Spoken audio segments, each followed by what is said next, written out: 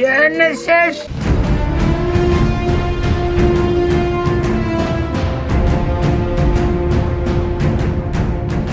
Yes. I love how, like, that prediction that Jeremy Johns made actually became a plot point in the movie, where Jeremy Johns, he joked about it, how the Terminator was eventually going to have to go, like, you two, you need to fuck right now! I know, and that was like the first thing Arnold said to her when they fucking find Kyle Reese. I really hope that Arnold came on to that nurse, or that maid that way. You don't need any clothes. I've been waiting for you. I've been waiting for you for a long time. I know that you've been coming, because so am I! Hello everyone, I am Zazubaar, and welcome to a slightly long overdue review. Joining me today I have Dylan McCandless. Yo. And Andres Perez, aka Kaiju Noir. At this point, nobody really gives a shit about Genisys at this point. Ant-Man's already out. Why are we even doing this? Ant-Man's out. fucking that new Ian McKellen Sherlock Holmes movie is out that I really want to see. It looks so good. Oh yeah, that's the thing. I hope that it makes some semblance of money, because I don't want them to take it out of theaters before I get. You know what the most recent movie was that I saw? fucking Sharktopus versus Werewolf. Sharktopus? I saw that movie. No. I live in that movie. Okay. Fucking Sharktopus versus fucking werewolf, man. Wait, you mean werewolf? That's what I said, werewolf.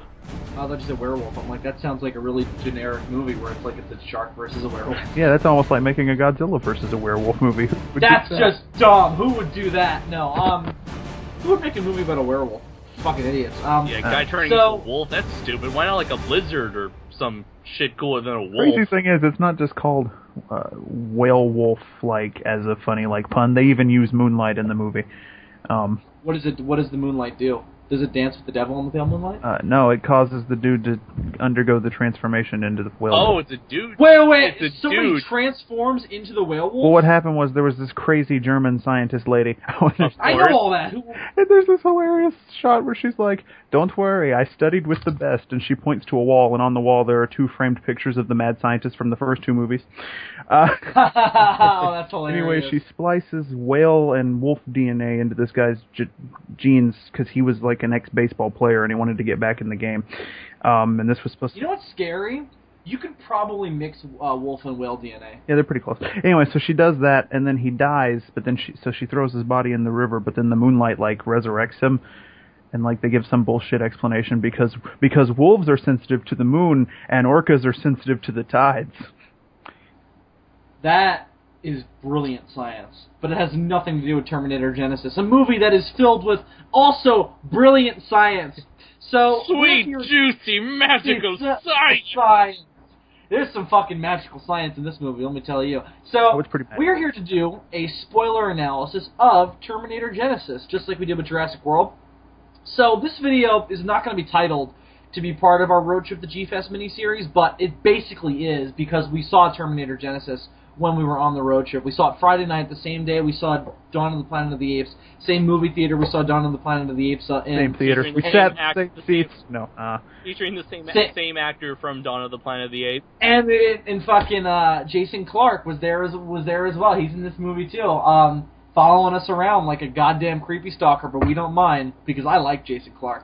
And he did a good plot twist, I like this movie. Yeah, I like. Yeah. You know, it was weird. Everybody fucking hates this movie, and we were just in the theater, and there were at least 5 times where me and Bill were just like, "I don't get it. Why people hate this movie?" Like fucking. Like, wait a minute. Most of it was in like the first hour. This to be is fair, actually good. Because we'll talk about it. It gets kind of shitty in the last like half hour. Yeah, I don't know if saying that it's overall, good. It still turned out to be. It was a decent experience. Like I didn't feel like I wasted my time or money. I like it. I like it more than 3 or. Yeah, I definitely like it more than 3 and 4. That's a certainty for me. Because I just, and we'll get into all this, but it's just like, I just think this movie is just really, really entertaining, and it had an energy that movies don't always have anymore. It had this really kind of like, really energetic kind of spirit that not every movie has anymore. Like, a lot of movies like really kind of down and somber, and I feel like Terminator Salvation is a good example of this, where it's like, it's so fucking, it takes itself so seriously, and it's so just in its own kind of little world that it never at any point just, tries to like think like, oh shit, there's an audience watching this who's coming to this to be entertained.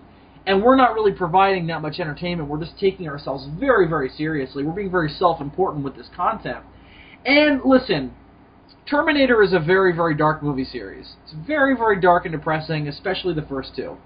But those first two movies are also filled with comedy.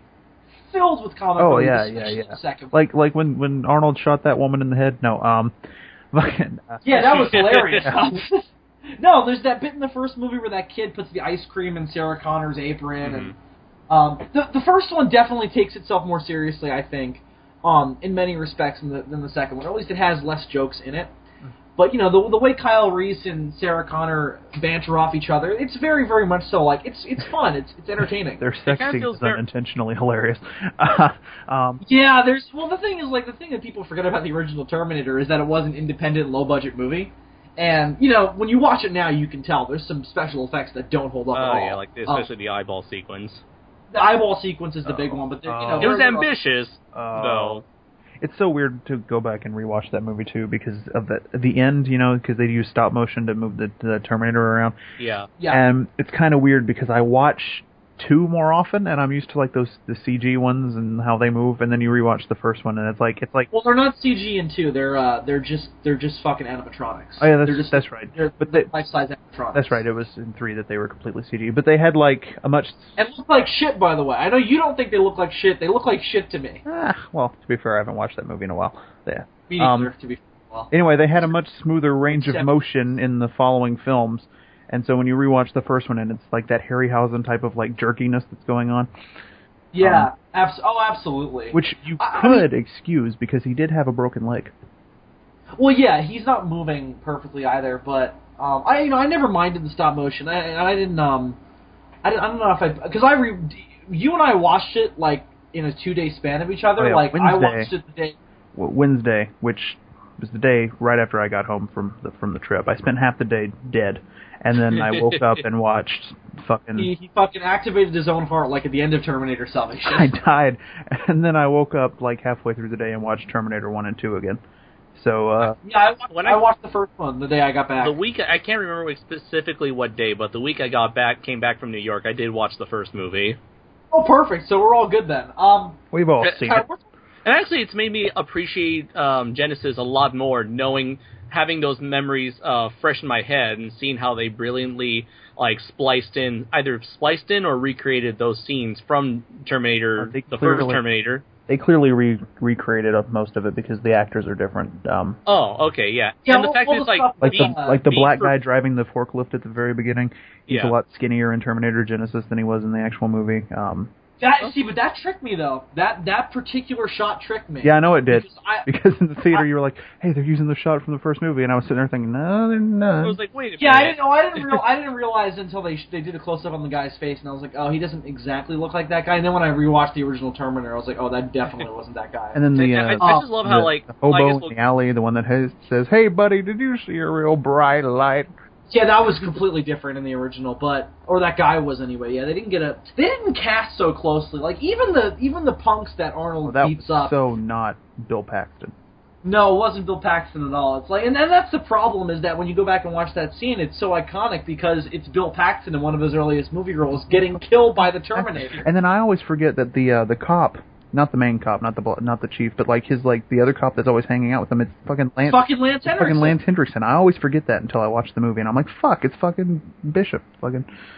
Well, I'm glad we all have seen the original Terminator recently. And it does certainly also use a lot from T2 as well. It's kind of like Jurassic World in that it picks the stuff that it wants to make reference to and wants to be really important to its story. And then it just runs with it. So all the stuff is still theoretically in canon, even though it really can't be because... Well, basically, it's kind of like, what do you call it? Salvation is definitely out of continuity. There are 2... 3 is debatable. We have a bunch of alternate continuities now, basically. True. We have like 4 different Terminator universes, but... There's the original universe that the first 2 movies established. There's the version of events that we see taking place in 3, which may or may not be in canon with other things. The Sarah Connor Chronicles? Oh no! Sarah Connor Chronicles retcons 3. Fucking forgot. I know. I was just talking about like the alternate. Oh, well, you've also got to realize that the comics are also RoboCop versus Terminator. Well, yeah, that as well, but there's also, like, there's a slew of Terminator comics out there. Jesus Christ. They're like fucking Superman versus Terminator. There's Superman versus Terminator, there's fucking, oh god, there's so many Terminator crossovers. And they're all bullshit. There's Aliens. There's Aliens versus Terminator. And they're all bullshit because every single Terminator continuity is predicated on a paradox and couldn't happen. Exactly. Well, okay, so let me make this point since you bring that up now.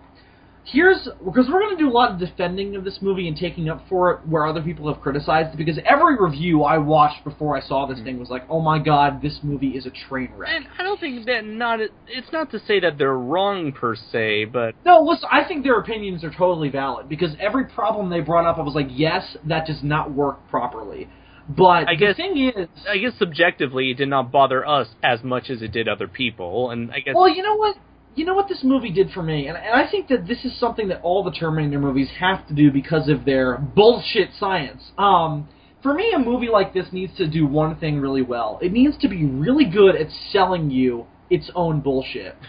Because that's all I need. All I need is a movie to just really sell me on the bullshit that it contains in terms of, like, alright, so we got this fucking cyborg, right?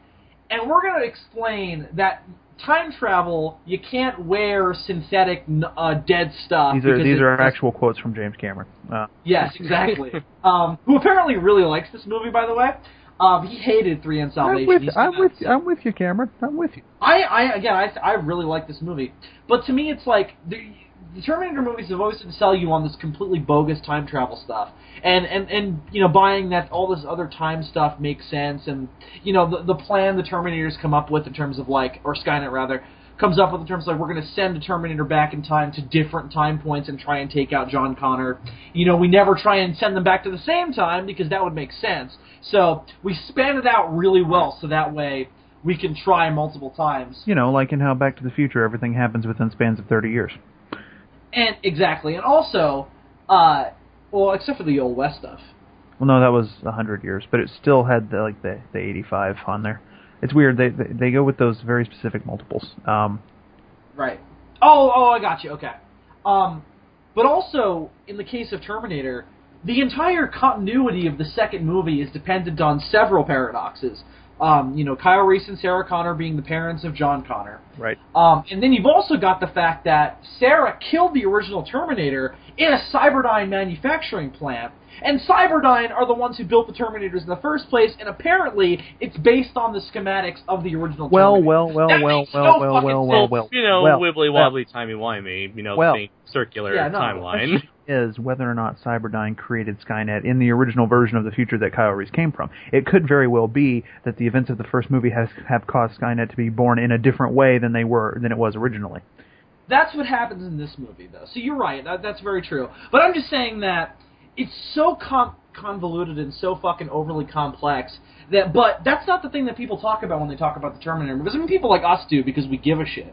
But that's not the major takeaway you're going to have when you walk out of a Terminator movie. It's more going to be, Arnold was hilarious, I liked the characters, the action was good, the mood was very kind of somber. Damn, and that Robert Patrick run. Yeah, exactly. And also, above all this, the social commentary is actually pretty good. And in the case of the first two, it's brilliant. But this one, I liked the social commentary. It feels a lot more relevant now than it has ever been. Yeah. Yeah, absolutely. It didn't feel like it was predicated throughout the entire movie like the social commentary was in the previous ones, because it pretty much just comes into play when they skip forward to 17? Yeah. 2017. Yeah, I think so, 2017. And also, when they're in the past, it's more focused on, hey, we're playing around in the original Terminator timeline, isn't this fun? And that was more than enough to carry the movie for me. I mean, I think we'll all pretty much come down to the consensus that the first hour is the best part. Oh, yeah. All the stuff... Bar none. All the stuff in the future is brilliant. All the stuff in the future is fantastic. All the stuff in 1984, pretty brilliant. I enjoyed all of it. It gets a little bit dicier because, like, you know, once they start introducing the story, it starts to get like, wait a minute. So, Arnold is this Terminator that has aged. Right. And also fucking built a time machine back in 1984. Because the Terminator in this movie is Mr. Spock, basically. It's been so much of this movie spouting technobabble. Funny enough, like it's kind of, when you think about it, it's kind of odd for what is essentially a manufactured killing machine to have so much knowledge. Well, I mean, but this Stored was in a his thing. brain. But this was a thing in the first two movies too. Well, the thing is, he was the one who's all like Miles Bennett Dyson, which I love the fact that Miles Bennett Dyson is in this movie. Yeah, he's great. Yeah, and so's his kid. Yeah, his fucking Benny. Was that his name, Benny? And he's all grown up. I think so. And they're like doing shit.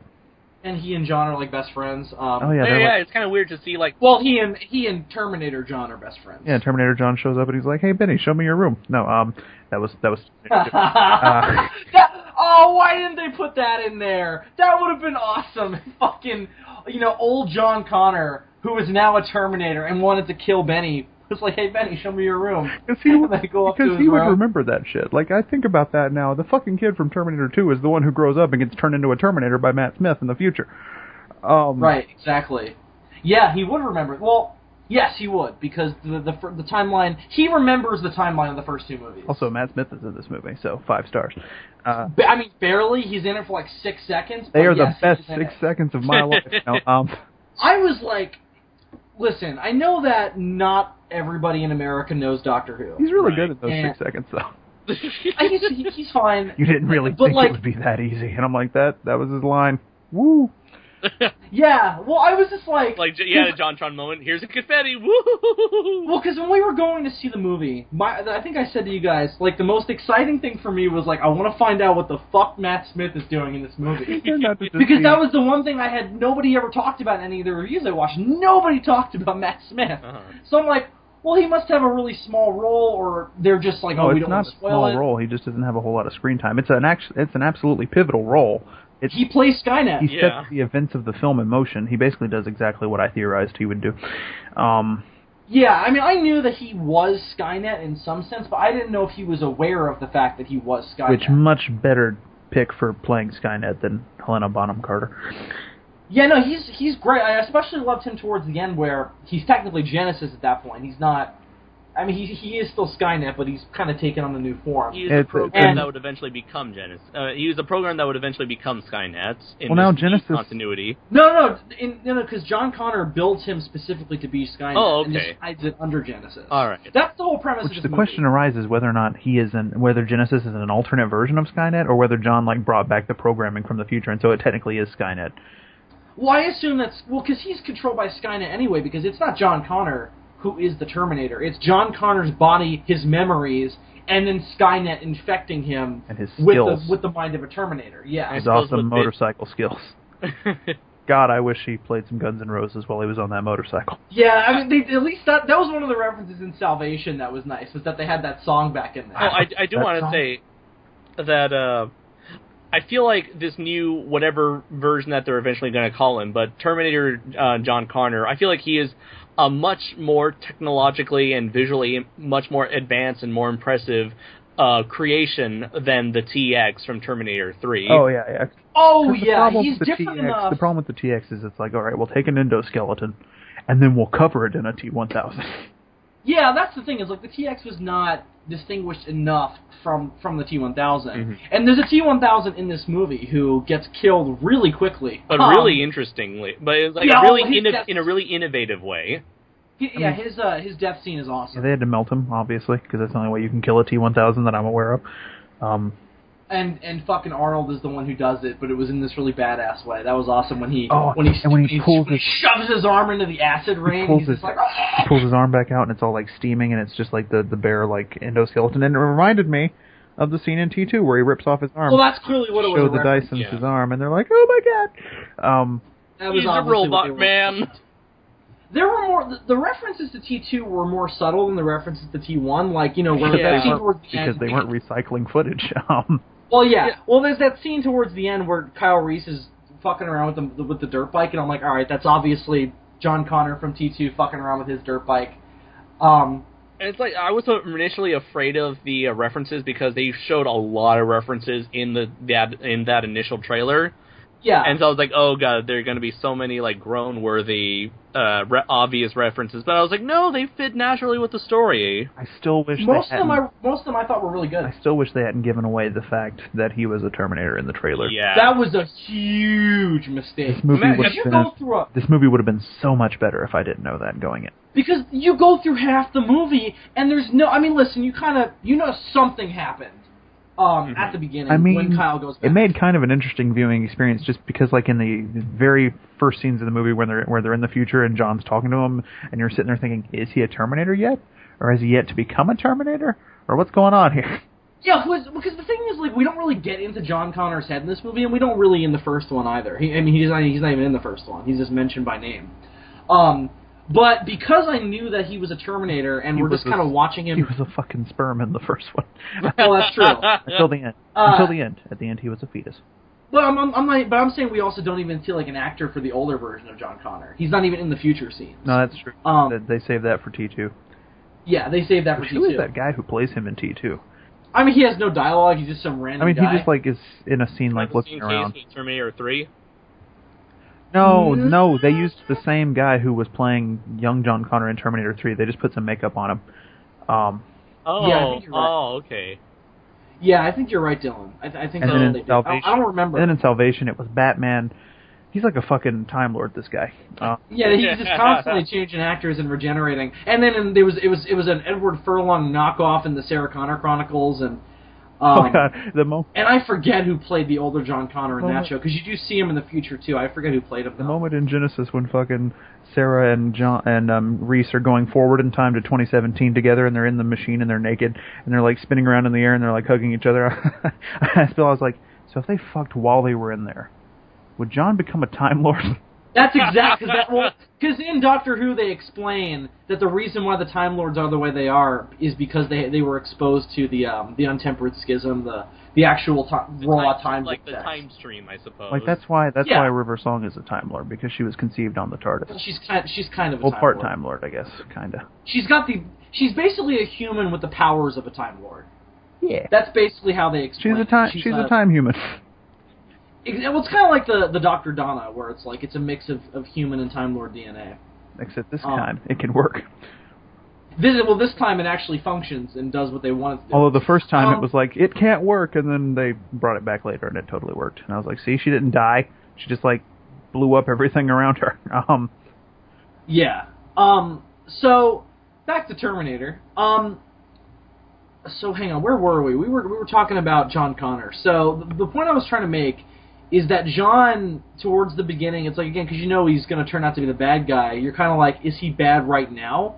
Because his motive seems sort of shady, where it's like every time he talks to Kyle, he seems to have like a double entendre, where it's like, he's like laughing and everything, where it seems like he's trying to like smooth talk Kyle into like doing something that he might not want to do. Technically, if you think about it, he has to manipulate it. Oh, you know what? I'm sorry. You're right. He has to manipulate the events in his life in a very specific way, because he has to make sure that Kyle Reese goes into the fucking time machine. Oh my god, I never thought of that, but you're right.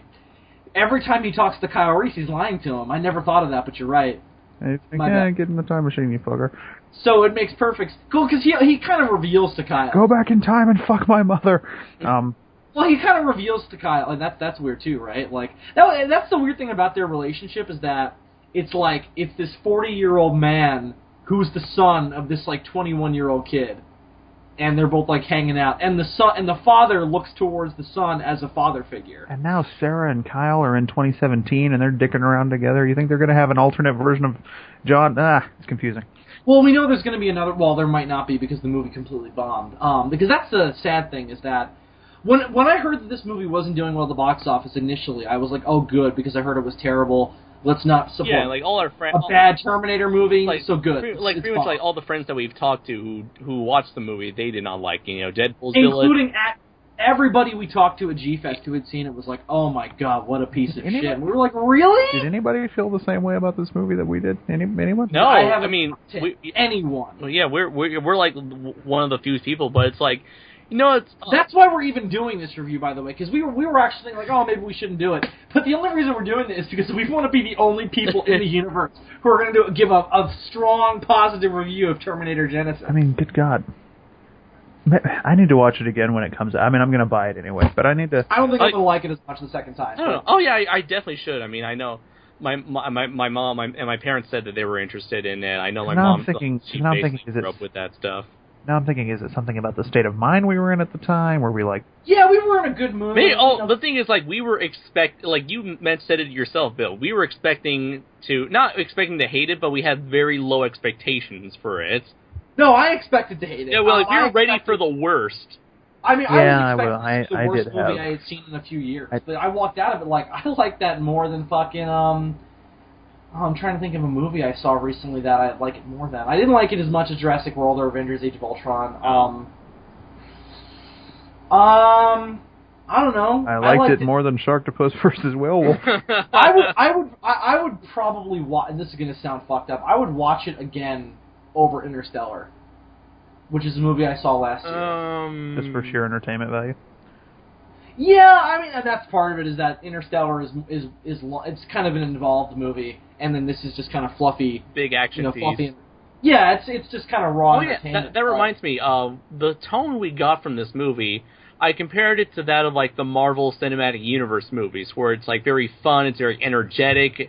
It is super, super inspired by the MCU and by modern day superhero movies, and which I think that's why a lot of people hated it. Because I think I said to you guys when we walked out, I was like, I can definitely tell why people don't like this movie, and it's because the tone of the thing is completely different than the other Terminator. Right, yeah, that you definitely said. It's way more lighthearted. And also, it's not helped out by the score at all.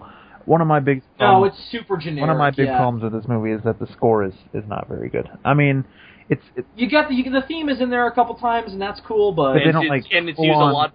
It's used a lot more effectively than how the theme was used in Jurassic World. Yes, that's one good point. They don't really use it to its fullest though until the end credits when they're like da da da da da. Yeah, no, the end credits are fantastic. And the opening credits are cool too because it's reminiscent of the original in T2. Oh yeah, and they're showing scenes of the bombs exploding, and it looks fucking amazing. Modern Terminator movie where they finally know how to like make the future look properly. Like Salvation completely failed at that. Oh yeah, it was all sepia toned and shit. This one it was blue like it's supposed to be. It was blue, black, and gray. Yeah, which is exactly what it's supposed to be. I was afraid that all the colors pop out against the background. It was great. I was afraid that they were going to go the whole like teal and orange deal that has annoyed me for quite a while. But luckily there wasn't as much teal and orange. So yeah, it definitely does have that old school Terminator dystopian future, cyberpunk future look to it.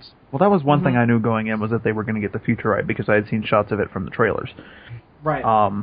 But it looked great, and the T-800s in it looked great, and that fucking thing... They used a lot of practical thing that drops down from the sky looked great. It all looked great.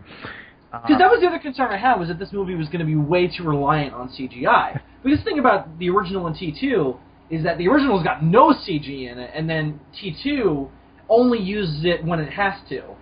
So for the instance of making the T-1000. And a lot of that was practical as well. A lot of that was puppetry. I feel like maybe Skynet should have put a little bit more security around their time machine, but whatever. Yeah, well, clearly they knew I guess that John was going to do that. Yeah, I guess you could argue that they limited the security around the time machine for the reason that they wanted John to get there. Well, because they basically knew that it didn't matter whatever Kyle Reese would do, which makes me wonder why exactly they even bothered sending the T-800 in the first place in this continuity. Because we know from the get-go that the events we're seeing are different than in the original timeline because of the fact that Skynet has put a Terminator under John's nose. So we obviously know that they know something that we don't. And they never really make it clear, or maybe they do and I just don't remember, what exactly happened that changed the timeline. Yeah, they never go into it at all, and obviously due to the sequel baiting, they were obviously planning on revealing it as like they made this new supposed trilogy, because of course everybody wants to make a trilogy nowadays. Well, what we know is that, assumedly, after John Connor was changed into a Terminator, they sent a T-1000 back in time. But they must have sent the T-1000 already? Before that. No, I guess they wouldn't have to. They could send it back to before the T-800 whenever they want. Right. They send it back to the 70s to attack Sarah Connor as a child. They also send Connor through the time machine to set up Genisys. Maybe they send so many Terminators at the same time that it kind of caused a rupture in the time stream, leading to a split timeline. Now, see, well, I know why Skynet while we were sitting in the theater, I was going over this in my head, and it made perfect sense. But now it's like almost 2 weeks later. I kind of wish we either would have done this sooner or have rewatched the movie, because I don't remember quite a few details. But here's the thing. Whom we never find out for sure, but whom we theorize could be John Connor, sends the T-800 back to protect Sarah from the T-1000, which, with his resources, he could have sent another T-1000. Why be cheap? But that's... anyway, he sends old Arnie back. No, because you can't reprogram the T-1000s. Oh. They say that in T2. Oh, yeah. Cool. All right, so... Although now I guess they have, because Arnold becomes a T-1000 by the end of the movie. Spoiler which alert. We'll get into that later.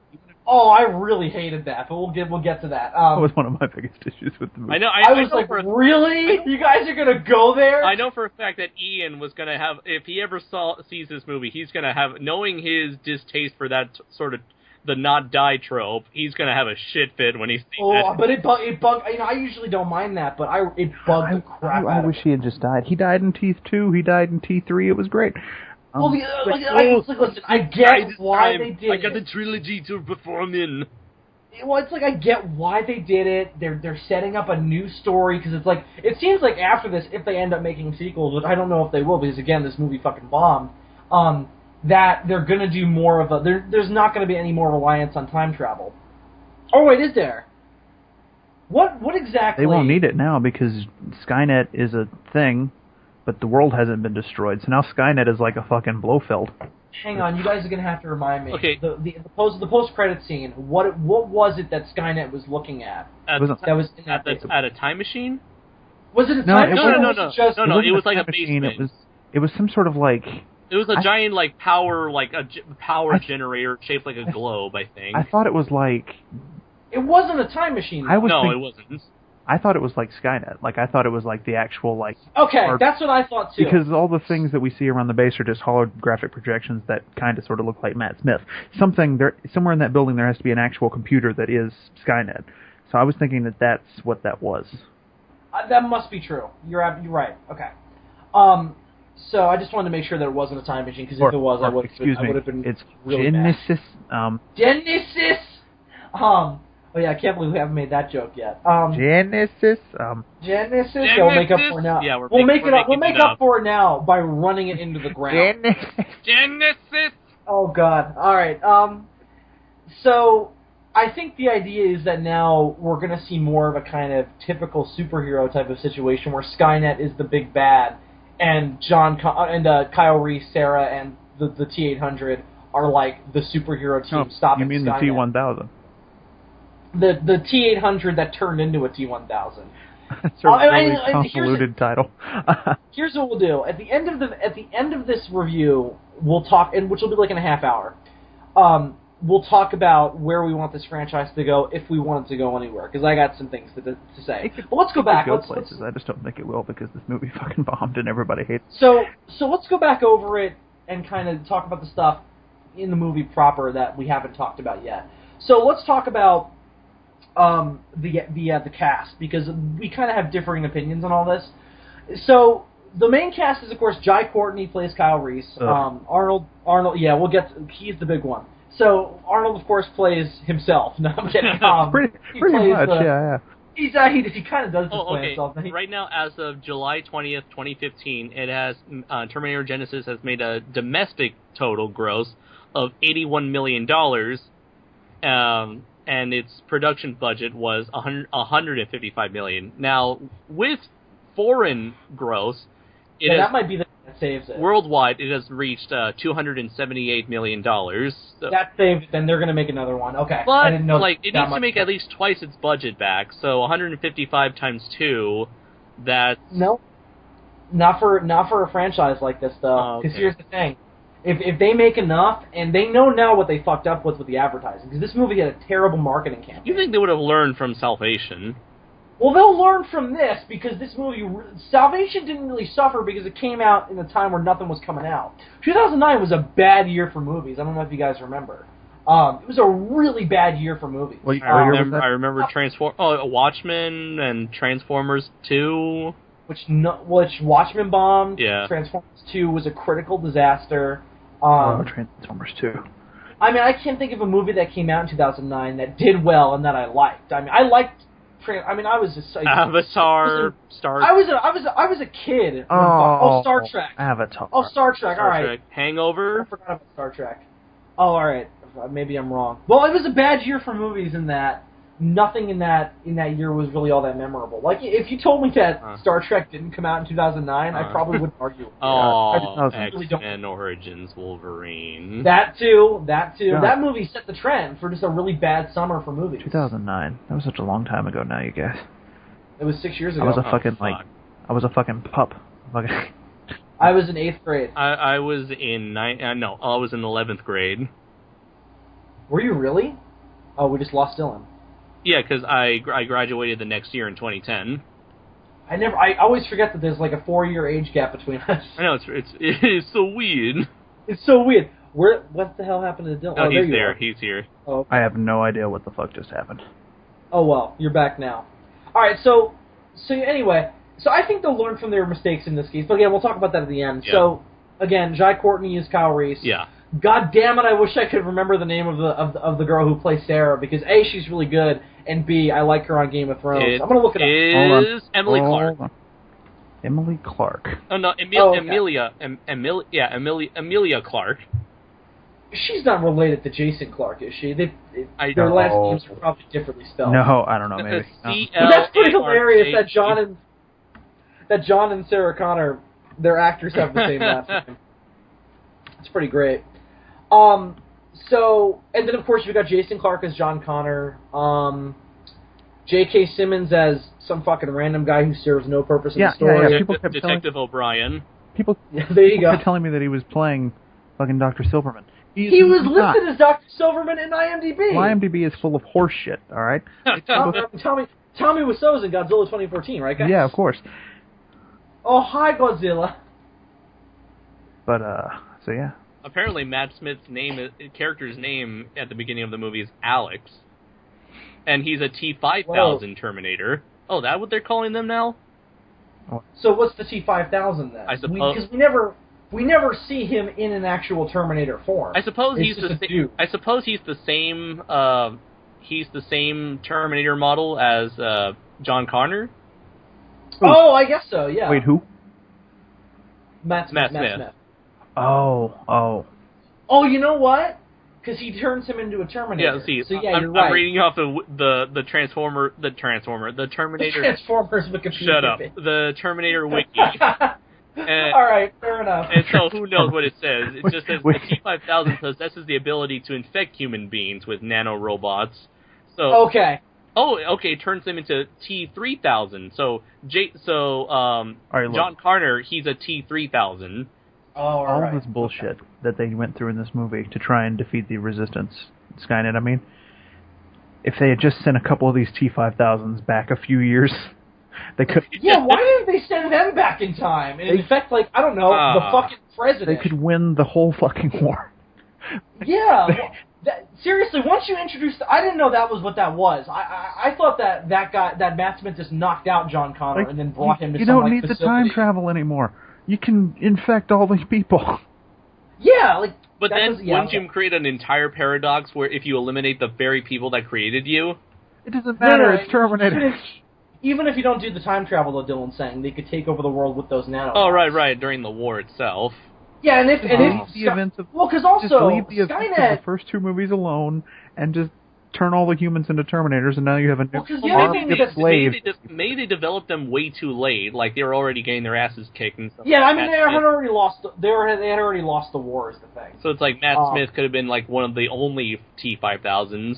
That's definitely the case. Because the whole reason they go back in time in the original Terminator in the first place is because they had just lost the war. And even if he is the only T-5000, he can just turn all the humans into T-3000s. It doesn't make any sense. Which is why I still don't understand why. What exactly changed in this particular timeline that Genisys was a thing, and why Arnold had to go back and everything. And why is it that we now have T-5000s and 3000s? Yeah, exactly. They never explain what exactly caused those changes to the original timeline that created this new one. The reason that Genisys is a thing now is because fucking John Connor went back in time and started dicking around with shit.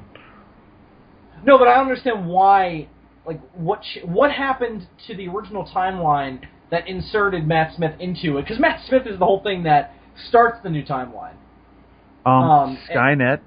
Maybe he was sent from the further future? No. Here's what I'm thinking. Skynet, which obviously it knows about all the shit that happened in the first two movies, so already the future has been changed just by the fact that Skynet knows about what happened before. Which is also something I'm not crazy about, because in the first movie they don't even know what Sarah Connor is supposed to look like. Yet, in Terminator Salvation, there's a fucking scene where a Terminator scans Kyle Reese, and they're like, hey, that's Kyle Reese, we gotta kill him. And I'm like, how would this version of Skynet know who Kyle Reese is? Well, you think about it, the more they send Terminators back and like shit happens, the more data they're going to have because shit happened in the past. But anyway, thing is, it realizes, and somebody said this in the movie. Somebody said this specifically, and I don't remember who it was. But anyway, it realizes that the reason it's been losing the war is because of John Connor, and it then creates the Matt Smith body for itself so that it can change shit. Right, but they realized that in the first movie too.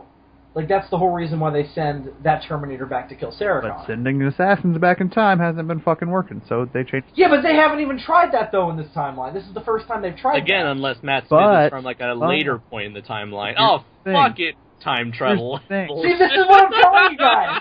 I didn't think about it until I watched the first time. This movie sold me on its bullshit. But no, Bill, it isn't the first time that they've tried this, because he has the data of what happened in the first two fucking movies. We now exist in a separate timeline from whatever happened before the first movie, because time has already changed, because they've already sent shit back. But what caused that is my question. Why do they know? And they didn't know in the first movie, in the original timeline. Like, what gave them that knowledge? Because of the shit that happened in the first two movies. The shit, they didn't know about that in the original timeline because it hadn't happened yet. Well, wouldn't... Oh, I don't fucking know. I can't do this. It's too late. I don't care. See, again, this is one of the things I think the movie did well. I totally bought all this shit in the theater. Well, most of it. I bought that in the theater, and now I'm like... Except there was that one moment in the movie where, as soon as Arnold starts explaining... giving this bullshit explanation as to why Kyle Reese remembers both timelines. Oh, that's fucking stupid. We were all like, oh, no, Arnold. I just need Christopher Lloyd to, like, have a chalkboard and just explain it to me.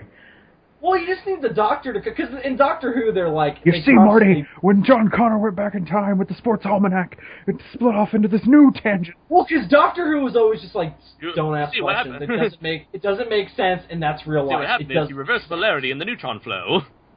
But Doctor Who... What happened was, at some point, the Time Lords have been in time travel, and then shit just got fucked up.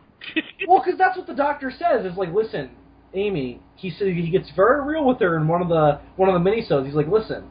Here's the thing you have to understand about time travel. It never, ever is going to make any sense. I don't even understand how it works. So don't ask questions, because it doesn't make sense. Or to quote the, what's his name? Fuck, I can't remember.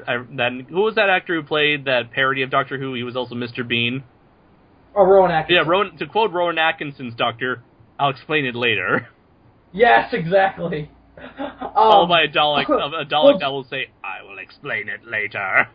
Doctor Who's kind of mantra is said again very, very, very plainly by Amy Pond in that same minisode I was just talking about. I think it's called Good Night. Is when she goes, she says to herself, because she goes back in time and like gives herself advice, and she's like, "Shut up and have an ice cream." That's her advice to herself. And I'm like, that's me watching Terminator Genisys. It's like, shut up and eat your ice cream. Because I was really enjoying the movie, and I was like, stop asking questions, just shut up and enjoy your popcorn. Speaking of Doctor Who, so let's talk about the cast, because we've been trying to talk about it. Sorry, I just realized that the social commentary in this movie is not totally dissimilar from the Cybermen episode in season 2 of Doctor Who when they first show up again. What? In what sense? Because it's all about, like, humanity, like, connecting all their technology and, like, getting plugged in and shit. And then surprise, we're turning you into robot. Which, again, had way more power in this movie because I was looking at its world and I'm like, that's our world now. Like, there's no difference. The only difference is that there's a couple billboards up that tell you that this major thing is coming. But it's not that different from what we already have. Right, it's like, oh, check out the new iPhone 6. It's a like, larger screen this time. Couldn't you see Skynet as like a piece of technology that would be advertised like that, though, where it's like Skynet defending... Actually, if you ever went to see download some songs on my SkyPod. Nah. If you ever went to Universal Studios and checked out Terminator 2 3D, The Battle Across Time, I believe that was called. That was what the show was called. There was an advertisement for Cyberdyne Skynet system, and it had an advertisement like that, like, imagine a world where you can do this. Imagine a world where you can also do this. That's similar to what we have as Skype right now. Exactly. I mean, I remember when the droid came out, and I thought it was Skynet. Exactly. It had Lance Henriksen's voice, too, so... And it was all like... It was even more scary. It was all like, droid. And I would hear that in town. Like, I would be at fucking McDonald's, and all of a sudden just hear droid. I'm like, they're coming! Fucking... They're coming. Yeah. I'll grab my bucket of chicken, I'm out of here! You see Dylan running down the street. Where you at, Christian Bale? He's off fucking yelling at people on a movie set. That's what he's doing. For fuck's sake, you amateur! We are done professionally. It's like, listen, Arnold, explain to me the fucking science behind time travel. Well, you see, with the neutron... No! That is we are fucking done professionally. It's fucking ruined now. Listen, you're... Do I go around tearing your fucking lights down? Listen, you're a nice guy, alright? But for fuck's sakes, you amateur. Oh, God. Oh, we were beating that dead horse. I know, right? That horse was slain years ago, and we're like... We're like kicking the tombstone, thinking we're doing something. Anyway... He dug up the horse and then resumed kicking it. I mean, it's not even... There's nothing left. It's just dust. That's like what we're doing right now. Anyway, let's talk about the cast. So let's save Mr. Courtney for last, because we have the most to say about him. Mr. Courtney. Mr. Courtney. Amelia Clarke was great. You guys agree? Oh yeah, I like her. I really like the fact that she kind of looks like Linda Hamilton, and that really just like Linda Hamilton. That really sells it for. And that really sells it for me, because my favorite fucking thing about Terminator 2 is fucking Linda Hamilton in that movie. It's like one of the best performances. Anyway, she's she definitely looks like her. She acts like her. She has that same kind of demanding presence from that Linda Hamilton had. The one that kind of nitpick I had was that different. But it's weird because she looks like her, but she's totally different because of the events that have happened in her time. Yeah, no, her personality is way more uptight, and she's kind of more like John Connor in T2 than she is Sarah Connor in the original. Well, and it makes perfect sense. She also has she's not as fucked up because in fucking T2 she's fucked up. She's a human Terminator, basically. Because of what happened in the first movie, she is, like, fucked up in that movie. Well, the thing you gotta realize about it is that anybody not wearing 5 million sunblock is gonna have a real bad day, get it? Well, the thing you gotta realize is that, you know, she's still the same age that she would be as she was in the original. So she's still, like, what, maybe 21, if that old even? So she's, like, our age. So imagine if we were raised like that.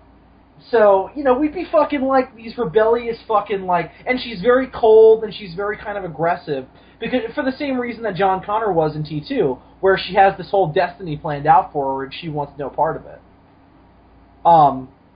And she has this parental figure who she respects and loves, but is against what they're trying to make her do. So I thought that was cool, and I thought she played that excellently. So yeah, I thought she was perfect for what she was supposed to be doing. Mm-hmm. Now what about Arnold? He was Arnold is Arnold. I mean, listen. I loved you, Arnold. I don't think there's a movie that he's been in that he doesn't make entertaining. I'm trying to think. Oh, I fucking love Jingle All the Way. Maybe the second Conan movie's very boring and bad. Yeah, I thought he was okay in the first two Expendable movies. Yeah, he's all right. I haven't seen those movies before, but I've seen that he's fine. Wasn't there that Western modern day setting Western movie he was in that was released like 1 or 2 years before? Yeah, The Last Stand. The Last Stand. I heard that was decent, but it completely bombed. Yeah, no, it's not very good. But he's great in it. He's very entertaining. He's very charismatic, and he's Arnold. He knows how to work an audience. It's what he's great at. Oh, and that scene of him. Also, just like he knows how to work a maid. Talking about kicking a dead horse. That fucking scene, Arnold versus Arnold. Great. I fucking loved it. Oh, yeah. Oh, yeah, he knows how to sell all that stuff, too. Like, he knows how to sell you on the fact that, you know, he's a big, muscular guy, but he's not fucking lifting up robots and fucking... Because I feel like the T-800's strength was kind of overplayed in this, where it's like they basically turn him into, like, this superhuman, like... Well, they weren't the first to do this, though. This happened in T3. In T3, fucking the Terminators were way stronger than they had been shown to be in the first two movies. Like, they pull off the stunts in that movie that I'm like, Jesus fucking Christ. Like, they basically... Well, they're also way more kind of, like, durable. Like, in T1 and 2, like, you could... I mean, they were... Because the thing about the Terminators that you have to remember is that they're fucking infiltration units. They're not built to be combat. Like, that's what the exoskeleton's for. They're built to infiltrate and kill specific targets. They're assassins, so they don't really need to be super strong. They don't need to fucking have these superhuman abilities. I mean, they're robots, so they're going to have that inherently. But not like fucking... You know, I mean, he doesn't do anything too crazy. I mean... But there is a point where he lifts up a bus, and that's kind of crazy. He lifts up a bus and he throws it back down as he waits through the buildings for the center of town. Yeah. He does cause massive damage to the Golden Gate Bridge, just like Godzilla. Oh yeah, I mentioned it to you while we were watching the movie. Like, there's the Golden Gate Bridge again. They destroyed it twice. Fucked up. They destroyed it twice. They blew. Oh yeah, they destroyed it at the beginning of the movie in the flash forward where they're like, "This is the future. It sucks," and then blew it up with a nuclear bomb at the beginning of the movie, and then they went back in time and destroyed it again. Yep. So that was great. That was great. So yeah, I thought he was great, of course. Young Arnold was also great. The CGI wasn't scary this time like it was in Terminator Salvation. We got several different ages of Arnold, because when you go back to 84, you have like that's Arnold, right. And then you go back to 2017, and he's like old Arnold, and then we have the flashback to the 70s when he first meets Sarah Connor, and I like how they made his hair look more like when he first showed up in the first movie in that flashback. You know when he... No, he looks more like T2. He's got that more... No, like, but his hair, you know how when he first shows up in the first movie, his hair is a little bit longer, and then he cuts it at some point because it gets shorter, like later on when he goes on the rampage through the police station. I didn't notice that. I thought he was wearing the same outfit he was wearing in T2. His hairstyle is slightly different. I didn't notice that, but you might be right. But when I saw him in that scene, I was like, oh my god, that's Arnold from T2, because he had the leather jacket on and everything. I got really excited. Yeah. I kind of wish we saw more of that because I like that outfit so much, and because I just watched T2 recently, so T2. I was kind of feeling that nostalgia. T2's a great movie. My favorite. My favorite. But yeah, he was great for, you know, it's Arnold. What are you gonna do? I think his best scene. I'm trying to think. I mean, obviously, the best scene with him in it is definitely the scene where he fights the younger version of himself. But he doesn't really do any performing in that scene. He's just kind of punching himself. Other than he's like, I want to fuck you for looking so much better than me. I also really love the fight between him and John at the end. Okay, yeah, that's great. Before they fucked it up at the end. Yeah, well, they did fuck it up, but the fight with the two of them is great. Oh, and let me just mention this now because I might forget later. That was another piece of social commentary that I really liked about the Terminators themselves, that all of the original Terminators were trying to look like humans, and they were a really good mix of human and kind of cybernetic technology. And it was just kind of like the mix. But John Connor's Terminator, the T-3000, is technology conquering the humanity, burying the humanity, and kind of making it more cold and more kind of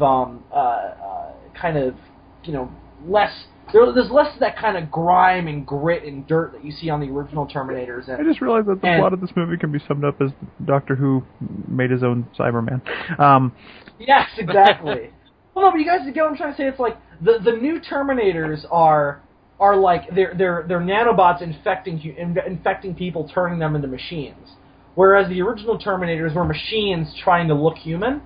So there's a message in terms of, like, we have created this culture now where we're infecting ourselves with technology. And in the case of the Terminator franchise, that's the thing that leads to our deaths. Well, I thought it was also just a nice bit of strategy on Skynet's part. You know, if you can't exterminate, assimilate. Yeah, absolutely, definitely. It's weird because it's like the original Skynet is kind of like the Daleks, and the new ones are like the fucking Borg. Yeah, they are. Or the Cybermen. They are. Well, the modern Cybermen. Anyway. Yeah, not the classic Cybermen. They were a little different, and also they were.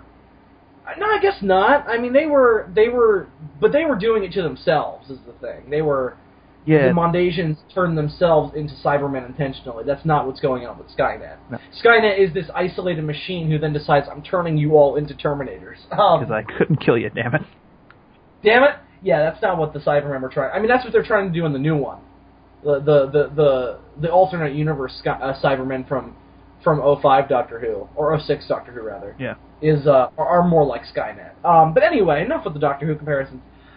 So let's talk about Jason Clarke as John Connor. I thought he was fantastic. Oh, yeah. Yeah, definitely. I was really worried about him going in, for obvious. I had no concerns about him whatsoever. Well, not from a performance standpoint. I mean, like, he didn't wow. Personally, he didn't wow me. About the characterization. Okay, I was worried about how exactly it was going to come off, having... Because, you know, when you turn John Connor into a Terminator, that's kind of a big deal. That is a big deal. And they were playing it off in the show. It was like, yeah, it's another Terminator. I'm like, wait a second, John Connor's a Terminator now? Yeah, look what we did. Look at the balls on us, huh? And I was like, eh. And we're like, it's not really ballsy to show that in the trailer because we know that it's going to get reversed at the end. Well, it doesn't, though. It wasn't. I mean, well... He died! He died. But that John Connor doesn't really matter anymore, though. Because you don't need him anymore. There is no future for him to save. It's now in Kyle and Sarah's hands. Which is another thing I also kind of like. It was reminiscent of the first two movies, where it's like there is no fate but what we make for ourselves. So it was them taking control of their own destiny.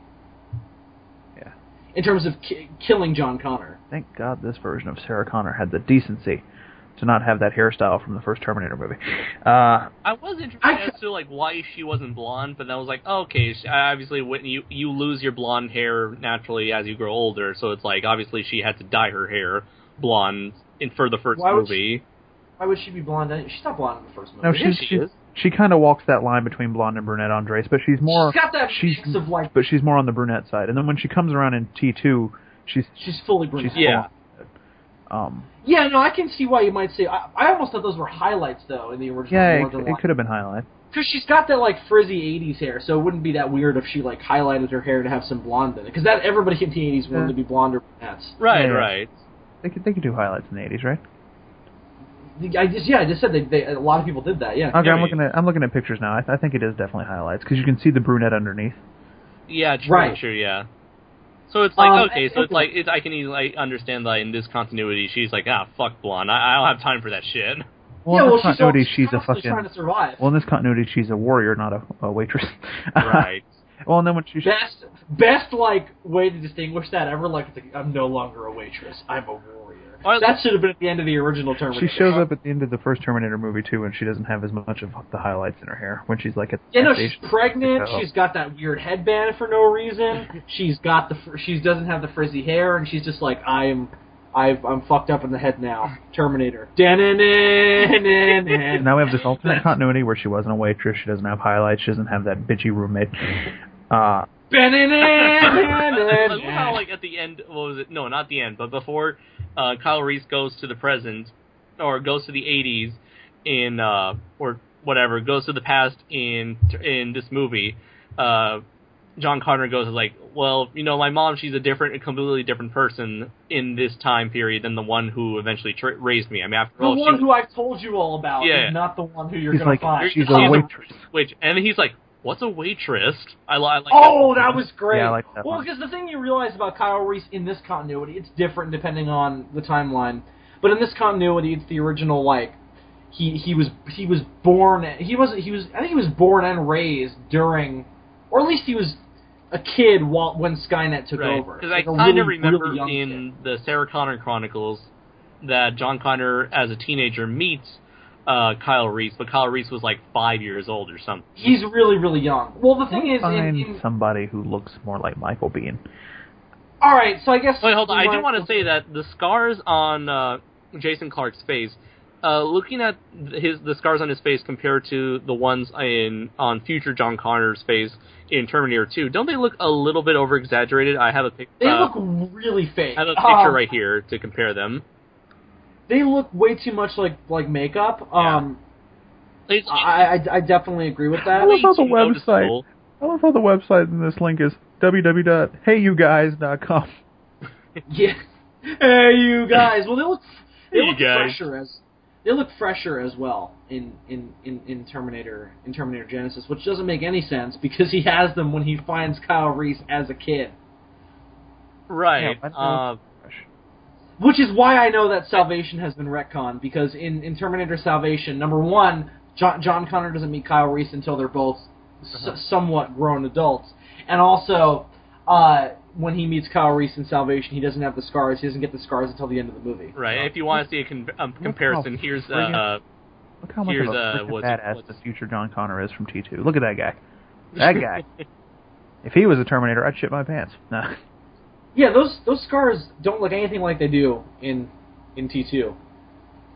Yeah, I think the reason why the scars on Jason Clarke's face look so over-exaggerated, maybe because they really I'm talking about fucking Christian Bale now. Oh, right, yeah. Look how bad they are. Anything like they do in T2. T2. It's a basic shape. Like, no! You get the fucking makeup right! For fuck's sake, amateur! Well, I can tell what they were trying to do. Like, it's very clear their intentions, but it doesn't really come through all the way because they're not in the same position. Like, in the theater when I saw Salvation, I was like, oh, okay, we're doing the scars. But even as a young, dumb middle schooler, I knew, oh, we're doing the scars. In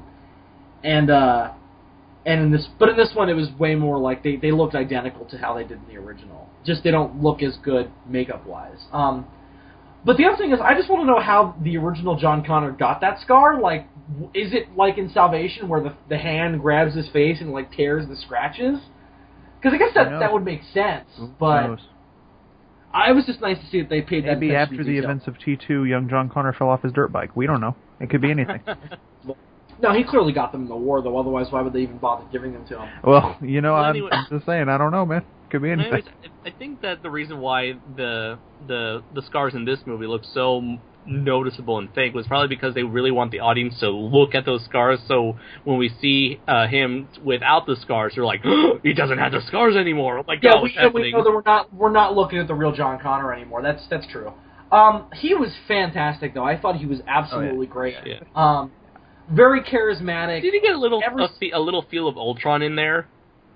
No. There was a little bit of Ultron. Especially when he kind of looks like Ultron when he doesn't have his human skin. But just like that kind of a machine who has a sense of humor. Yeah, that was the best part. That was the best part, is having a Terminator who has a fucking personality. Right, exactly. And that's also what a lot of people liked about Ultron, was that he wasn't just this generic machine. Because he was built by Tony Stark. And you kind of have that in Salvation, because the whole idea behind Marcus Wright was that he was a Terminator who didn't know he was a Terminator. Yeah, but he's played by Sam Worthington. Right. Who has no Which is probably the smart, just from a writing standpoint, that's probably one of the smarter ideas from Salvation. Like, that is the ideal spy, is a spy who doesn't know they're a spy. So, speaking of Sam Worthington, and speaking of lack of personality, let's talk about Jai Courtney. Yeah, he initially... Sam Worthington. Yeah, he initially... He's the modern-day Sam Worthington, yeah. He initially did not bother me as much, but then when I got back home and I watched Terminator 1, I really noticed a stark difference between the original actor and Jai Courtney. The big difference is Michael Biehn is a great actor. Yeah, the thing with Michael Biehn is that he had... You can tell in his inflections that there was a sense of fear, like the fear of losing, the fear of dying, this like a sense of urgency in his performance that I got no sense of from watching this movie. You can tell that Michael Biehn has seen some shit. You can tell that Michael Biehn Well, the other thing is around. when he takes off his fucking clothes in the original Terminator, he looks like he's been beaten to hell. And the other thing is that Michael Biehn was really skinny. So he looked like he was malnourished, which was the point. Yeah. In this one, he's got some scars on him, but they look like makeup. He's kind of like he looks like a generic, like a modern day action hero.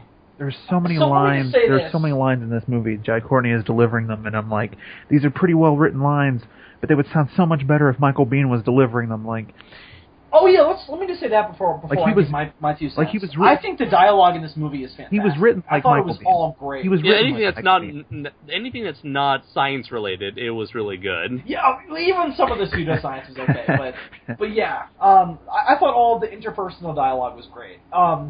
But in terms of Jai Courtney, I shockingly was okay with him. I know you guys weren't. But when I walked out of the theater, I was like, you two know I don't like Jai Courtney. I hate him.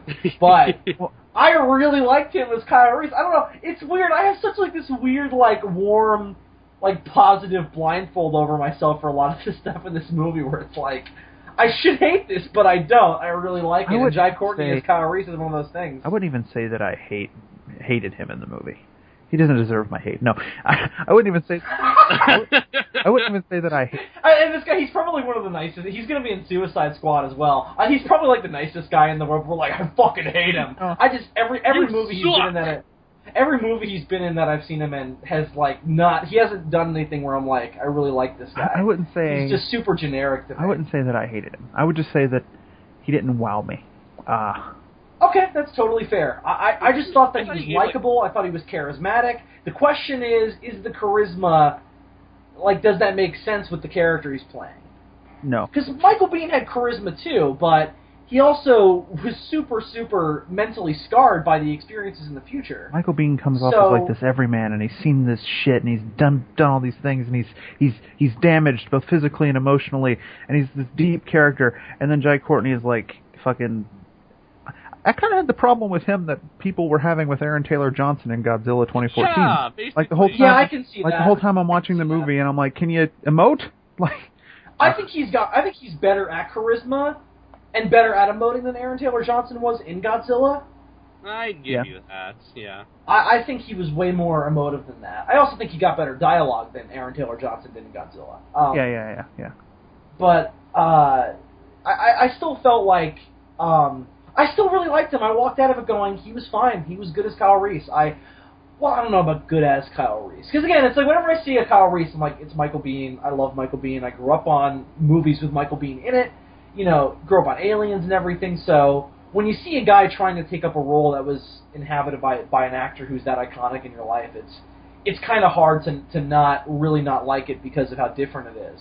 But I think you can say that for a lot of the stuff in this movie is that it doesn't really line up with any of the other Terminator movies tonally or action-wise or plot-wise, but it still kind of works in its own way. Would you guys agree with that, or? Yeah, and I mean, I kind of expected that because it is kind of a pseudo reboot in a way. They're doing the exact same thing that Star Trek did. Yeah, absolutely, and also a little bit. Except they're not changing the race of a character with no explanation for why. No, they're changing the scars. No kidding. But I was also really, really, really reminded of Jurassic World the whole time I was watching it. I was like, this movie it's weird that this movie came out so close to Jurassic World because they're like the same exact premise. Well, it reminded me also of... I know Jurassic World isn't a reboot, but it feels that way. You know what I'm saying? It also kind of reminded me of how Jurassic World wastes no time. You get right to the fucking island. Oh yeah. I rewatched Jurassic World a couple days ago. I think I watched it 2 nights ago, and the thing I was astonished by was, like, once we're on Isla Nublar in the first 5 minutes of the movie. Oh, yeah. And that's not what the Jurassic Park franchise does. And again, tonally, it's not really the same kind of tone as the other Jurassic Park movies. It doesn't feel like the other Jurassic Park movies. It feels like its own thing. Well, in some sense, it feels like it's more of a kid's movie than the original was. Like, more of a family movie. You know what I'm saying? Yeah, that's the thing I took away with it from this recent. I can kind of get that in like a watered down sense, like family. Yeah, it just feels more family picture. It feels more, not as many people die and there's not as much violence. Like there's one scene where you really see the blood, and that's when Blue kills Hoskins in the lab. Yeah, that's the only scene where you really see the blood. It's certainly, it's just made in a different time with a different set of sensibilities, really. And speaking of gore, and it's funny because, I don't know if you guys know this, but James Cameron was supposed to direct Jurassic Park. But Spielberg beat him to the rights. And I'd actually really like to see his version of that, because the thing he said was, he fully admitted my movie wouldn't have been as good. Like, I think, he basically said how I feel about it, where it's like, mine would have been more faithful to the book, and I think that that's still a movie that's worth making, but it would not be as perfect and as well crafted as that movie is. That would be interesting to see. That would be interesting to see, because that was before James Cameron got shitty. So let me just say this quick, because this has nothing to do with anything we're talking about, but I haven't had a place to say this. It's a thought I've been having recently. Jurassic Park is one of those franchises that's based on a book where the franchise of the movie has kind of outlived the book, where the movie franchise of Jurassic Park is bigger than the book franchise. which is different than something like, say, Frankenstein or Dracula or Harry Potter. Harry Potter. Those movies are more iconic. But I think you can say the same thing. I think you can say the same thing for Frankenstein or Dracula, though, because how many people? Yeah, like everyone knows like those movies. Perhaps. How many people do you know who have actually read those books? I mean, No, but here's my point. You can make a Frankenstein movie that has nothing to do with the original Universal Frankenstein, and nobody would ask any questions. Like, nobody would look at it and go, oh, it's a part of that franchise. They would go, oh, it's a Frankenstein movie. If you made a modern-day Jurassic Park movie that wasn't in that same continuity, that wasn't in that same style, that was a direct readaptation of the original source material... It turns out to be a remake of Carnosaur. Well, it kind of would be, because those two books have so much in common. I'm saying if you readapted Jurassic Park and just called it Jurassic Park, or even if you called it like Michael Crichton's Jurassic Park, people would still go, oh, so it's another Jurassic Park movie. It's like, well, yes, but it's not in that series. It's not part of that. It's not a remake of the original. It's a readaptation of the original. I can see it now. Michael Crichton's Jurassic Park, starring Rob De Niro as the T-Rex. Yes. Well, it would have to be like that, though, where it's like, we're not remaking the movies, we're readapting the book. Which, again, I think that's worth doing. I mean, it's kind of like War of the Worlds. Whenever anybody adapts War of the Worlds, it's like everyone does their own different take on it. Yeah, War of the Worlds is a good example as well, where you can readapt that as many times as you want, because that book is iconic enough where people know, all right, well, this is just another adaptation. Yeah, no one's going to say, oh, these don't look white. Does this look so different from like the classic 50s one? That's the other thing, is that if you readapted the Jurassic Park novel, the dinosaurs would have to look different. Another difference is you'd have to put in that whole like river sequence and. Well, people would watch it and go, this is nothing like Jurassic Park. And I'm like, it's like the book, though, and this is not a reboot of the movies. Anyway, I just want to bring that up. People don't care about books. No, I'm just saying I would like to see that happen, but it wouldn't be for that reason. I'm reminded of my father back in 2003. I didn't like the Hulk because it didn't look like the Hulk from the 70s. And I was like, yeah, Yeah, the Hulk is another example where he's just now starting to get out of. People realize that, oh wait, it's a comic book character, not a TV character. He existed before the 70s, just like Batman existed before the 60s. So, yeah. Well, let's get back to Terminator Genisys because I want to wrap up soon. Let's talk about the action and the special effects. That's the one area we've kind of shined away from. Have we covered the whole cast? I think we have. We kind of covered Matt Smith earlier. Yeah. I guess we forgot to mention how like we were surprised to see that his voice was not recognizable at all. No, he was doing a perfect American accent. So I didn't. When he spoke, I was like, "Is that even Matt Smith's voice?" Did they dub him? We talk about how fucking wasted J.K. Simmons is. Oh yeah. I was about to say. I still thought he was entertaining. Because, it's J.K. Simmons. Totally pointless. It's J.K. Simmons, It's like, he's kind of like the cherry on the top, where it's like, you don't need that cherry, but it's like, hey, it's a neat little bonus. Here's the thing. I liked him in the movie. He just didn't really do much. I suppose you could make the argument. Well, the thing is, like, his character's there for comic relief. Yes. And the problem is that he's played by J.K. Simmons. So when you see him, it's kind of like the same thing with Matt Smith, but to way more of an extent, where it's like he's got so much screen time and he's played by a big enough actor where it's like you think that he's going to have more involvement in the story than he actually does. I couldn't believe... When all he is just comic relief. When they revealed that he was the same cop from that sequence in 1984... Because that's the premise. I couldn't believe that they did that. Because during the 1984 stuff, when they just drive away in the van and leave the cop stranded back there with the T-1000, I'm like, that guy's either going to be dead or seriously fucked up for the rest of his life. And I thought that was really interesting that they showed that the time travel has consequences, where it fucks people up in the head. Yeah, and there was a little bit of that in T2 as well. You jump ahead to 2017, and he's like this robot conspiracy theorist, and he even has this line where it's like, you guys haven't aged. And it kind of reminded me of these episodes of Doctor Who, where like you'll follow a human character, and like they'll age, and then the Doctor will pop up every now and then, and he won't have aged, except it was reversed. Like, it was like watching one of those episodes from the time traveler's perspective, and then being like, who is this old fuck? Well, it was kind of like the episode The Girl in the Fireplace, where he constantly interjected into Madame de Pompadour's life every now and then. And like, you saw her age, even though it was only moments for him. Right. That's what I was reminded of. It was like seeing that, but like in real time. Like, exactly.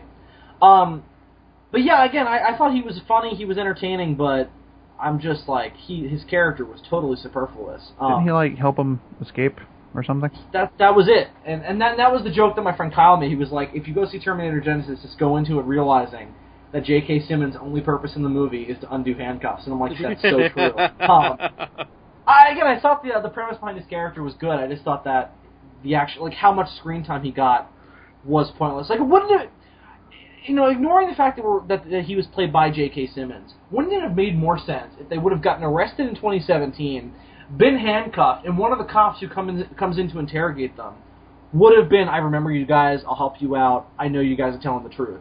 Wouldn't that have been more dramatic? And then you wouldn't have the problem of this guy's fucking around in all the scenes in 2017, and then he just does that one thing, and then he's not the rest of the movie. What if he like helped them? Like, like the thing is with those stories, like they did. I couldn't believe that they did the whole cop interrogation scene twice. All right, let's talk about that too. Two scenes of Sarah and Kyle going to prison were way too much. It was just like I feel like I was watching the same scene. Yeah, like it felt like extra. So fucking stupid. It felt like extra padding. Absolutely. But yeah, I think we can all agree the stuff in 2017 is the weakest stuff in the movie. Because that's when all the stuff starts to come up that doesn't make any sense. Except for all the shit that's going on with John. Let's talk about that now. All the action's good. It's a little bit it's too CG heavy, but not as much as I thought watching the trailers. So it was better than I actually expected it to be. Yeah. Mm-hmm. Oh, yeah, I thought it was all for the most. I thought it was all by and large fine. The only action that helicopter scene was still terrible. Yeah, that's the only action sequence in the movie that I didn't like. I couldn't tell what the fuck was going on. At one point, Arnold Schwarzenegger like fires his gun directly into the camera, and I'm like, "Oh, you give me a seizure? Why don't you?" Exactly. Well, I'm glad that I had a bad headache when we went to go in the first like 10 minutes of the movie, and I'm really glad I wasn't watching the movie at the time when like that action scene was going on, because I would have fucking killed myself. It was so bad. It kind of reminds me of remember did you guys see Tron Legacy? Yeah, it's been a long time since then. Well, me too. But you guys remember that final chase scene where they're in those flying things? It didn't remind me of that. Yeah, at all. yeah. It didn't remind me of that at all because the action sequences in Tron Legacy are so fucking slow. Oh yeah, I hate that movie. So I don't hate it. I just don't like it at all. I don't like the original Tron either. Hate's a strong word. I mean, I'm so deserve my hate. I'm indifferent to that franchise, so I'm like, I don't like the original Tron either, so fuck you. No, I'm kidding. Actually, never. Well, I'm not kidding about not liking the original Tron. Anyway, I've actually never seen the original Tron. It's not really anything that special. I actually think the second one's better. Tron Legacy. And I think so anyway. Because the first one's like this really generic kind of like, action movie with a video game twist. That what was weird is that the first time I saw Legacy, I enjoyed it, and then I looked at it again like a year later, and I was like, this is really bad. the science fiction elements of Tron Legacy are way better. Yeah. I think anyway. It's way more watered down in the original. Anyway, why are we talking about Tron? Also, young Jeff. Let's talk about good 80s sci-fi. Let's talk about Terminator. Young Jeff Bridges looked so bad. It depends on the scene, but young Arnold in this movie definitely. Oh yeah, I wanted to say that. I want to talk about that, where it's like, unless you were a film guy who was aware that it was CG and thus you were looking at it, like looking specifically for like Dude, it's kind of scary how fucking good he looks in the scene. Like we're gonna reach a point. It's like if you didn't know any better, oh, sorry, go ahead. We're going to reach a point in our technology when we're not even going to need actors anymore. Like fucking... Oh, yeah, there's a lot of talk about that, how it's like, we're not going to need real actors like, oh, we couldn't get Morgan Freeman? All right, we'll just CG him in there, it'll be fine. And he'll just have to... Or we'll have to get a voice look-alike type of deal, where if we want an actor... It's like, you could bring back dead actors that way. If it's like you wanted to put John Wayne in your movie, you just have to get the rights to his fucking likeness and then do a really good model of his body. Oh, yeah. And just get some guy to do an impersonation. Have John Wayne in your movie. I mean, thanks to the magic of holograms, Tupac still does concerts. Why not? Yep. He's the most busy dead person since that person from The Room. But yeah, I felt like it was a really great recreation of young Arnold, and unless you were a film guy who was aware of this sort of stuff, you probably wouldn't even notice the imperfections with like making it super photorealistic. So let's talk about the young Arnold fight, though, because it was something that was in the first trailer, and people reacted to it so well that they went back and shot more of it, because it was supposed to be shorter. Mm-hmm. So they made it longer, and then they also made him come back in the scene where the T-1000 finds their base in 1984, and it brings back that Terminator. And here's the thing. I thought it would have been cooler if Sarah had blown apart the T-800 with the sniper rifle first in that first scene, and then have Arnold fight it for a longer amount of time in the base in the second scene, because the fight could have been more drawn out. Now, it wouldn't have been as cool, because that initial moment where the T-800 shows up, and then when old Arnold shows up, and is like, I've been waiting for you for a long time, and they just start fighting, like, that is way cooler than what I just suggested. But just from an action standpoint, I think the fight would have been better if they would have waited. Because as it stands, when he comes back, it's kind of like, oh, he's back, deal with it. Yeah. But yeah, I thought that scene was great. And the thing is that they were really confident with the CG, because when you watch Tron Legacy and you see Jeff Bridges, they keep his face covered up a lot where he's wearing a helmet. So, because they're not really that confident in the CGI, but in this movie, they're like, we know it looks good, so we're going to fucking give you a really, really good close-up on his face, and it's going to look perfect. And it does. It looks perfect. All the stuff with the nanobots was good. Oh, yeah. I love that they gave him a very specific weakness, John Connor. They did the whole magnetism thing in the movie, which made perfect sense. Absolutely. Don't know why they never tried that with any other Terminator. Well, they just didn't have the technology, I'm assuming. Yeah, I guess. Hell, I mean, theoretically, you could kill a Terminator just by, like, hitting them with a big enough magnetic wave to fry their circuits. Well... You mean an EMP? Or no. I think they're protected from EMPs. Magnets short out, they wipe computer memories. Yeah, but if you're listening, don't ever put a magnet near your laptop, because you won't have a laptop. Have a very expensive hunk of plastic.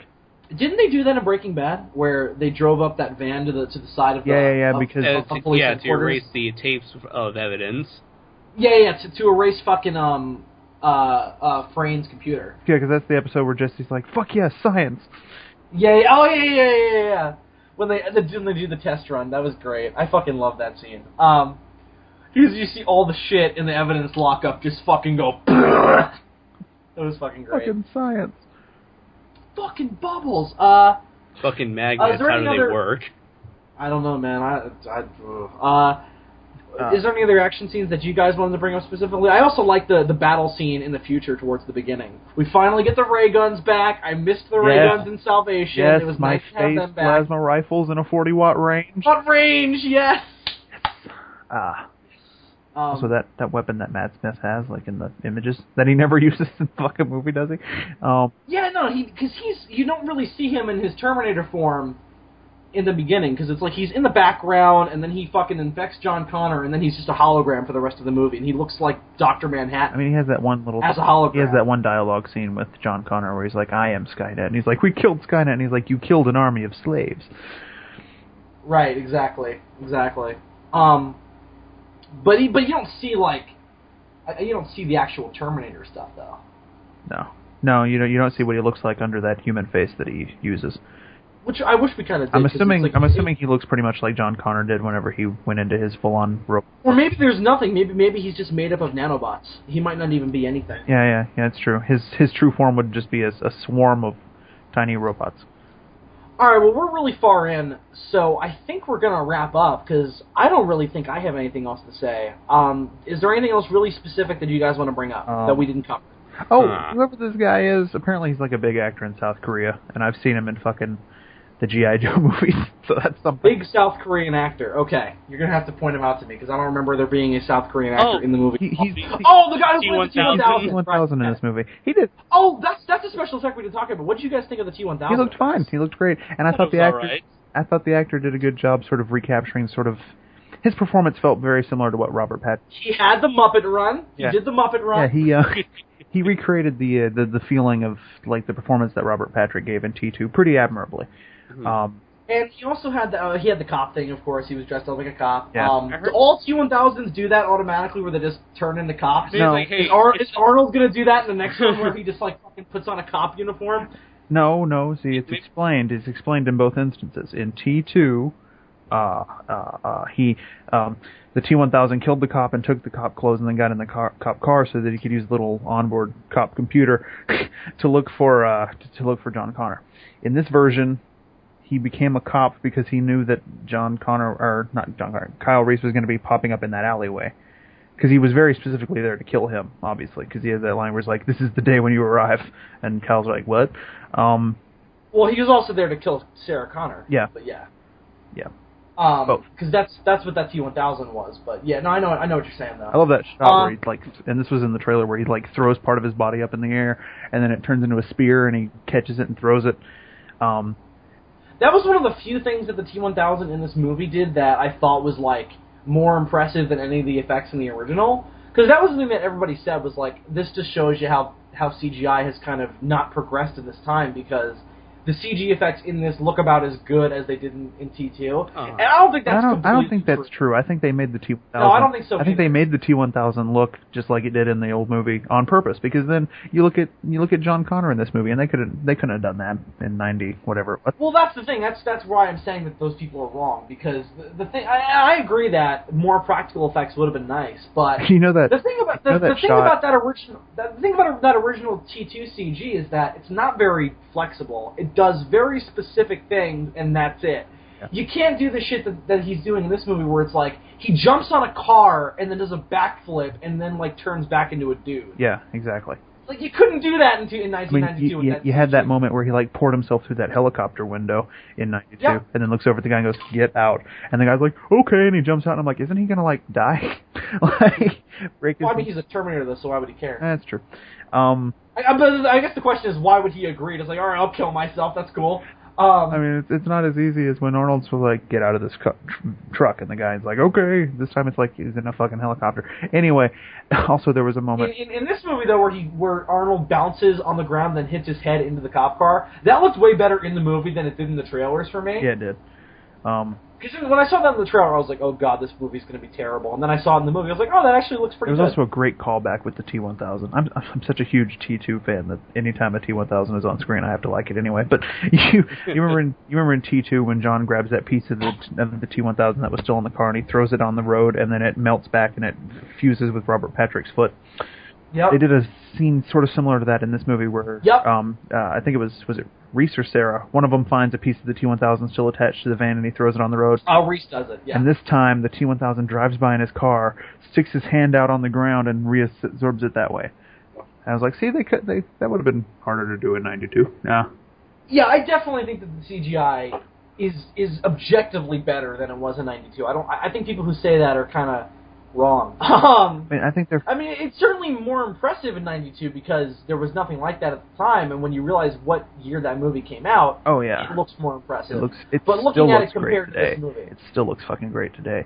No, it does, but I think that the CG in this is able to get more done. I will definitely agree with that. I'm surprised people were levying that complaint, and more people weren't complaining about that fucking Gallimimus in Jurassic World, because Jesus fucking Christ.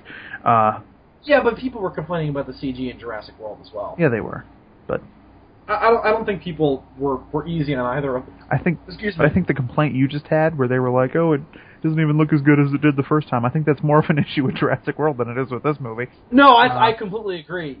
But I think it's for the same reason. I think it's because they used more practical effects in the original Jurassic Park. There's very little CG in the original Jurassic Park. Yeah. And again, I think if you took that CG raw and just tried to do the same things with it that they do in Jurassic World, it would look worse than the CG in Jurassic World. But I think that's a testament to the filmmaking, though, is that Steven Spielberg knew the limitations and he used them properly. The newer movies don't. They just kind of rely on CGI as a crutch and then don't worry about if it actually looks realistic. I think that's the legitimate complaint that's being lobbed at these movies, is that they use CG even when they without realizing the limitations, and then go into practical effects to fill in those limitations. I mean, not even all of the T-1000 stuff in T2 was fully CG. They did some practical work in that. Fucking exactly. The bullet holes that would pop up on him when Arnold would shoot him, they had these little things that would pop open on his shirt. I think there were a few times where they might have had practical blade arms. So shit like that. The scene in the elevator where he's trying to pry the door open, after it comes together, that's practical. Yeah. But anyway, we're really far in again, so aside from all that stuff, do you guys have anything else really specific that you want to say? Nope, nothing I can think of. Alright, so let's rate it. No, I think we're good. Let's rate it. Let's recommend it. Oh, no! Oh, my God, I'm such an idiot. We didn't talk about Arnold turning into a T-1000. Oh, so the ending. Let's cover the ending, and then did we talk about the fucking memories bullshit where Kyle Reese remembered? Yeah, we did. We talked about that a little bit, yeah. All the stuff in the third act is kind of nonsense. Where it's like, all right, so the whole idea is that Genisys is going to come online, and that's going to be Skynet, and that Skynet's going to take over and start the war and everything. So, and the whole idea is that John Connor has gone back in time to build Skynet to be this thing. And this is the first time that they've kind of made Skynet sympathetic, where they play Skynet as like this kid that John Connor has raised, and it is defending itself against people who don't understand it. It was really weird. I kind of felt bad for Skynet in this movie. Poor Skynet. I did. That genocidal bastard. I kind of found Skynet sympathetic. Well, it's kind of like that classic fucking question that people ask. If you had a time machine, would you go back in time and kill baby Hitler? Yeah, exactly. Where it's and Skynet is played kind of like a living person, especially when they show it as a child, because they kind of show where it's like it's a child, then it's a teenager, then it's an adult. Yeah. They show it grow up in like a matter Oh, of that seconds. was another moment of bullshit. Every time the hologram ages, the clock will speed up, and I just hear Andres go, "What?" Wait, what happened? Fucking Arnold Schwarzenegger is like, every time the hologram ages, the clock speeds up.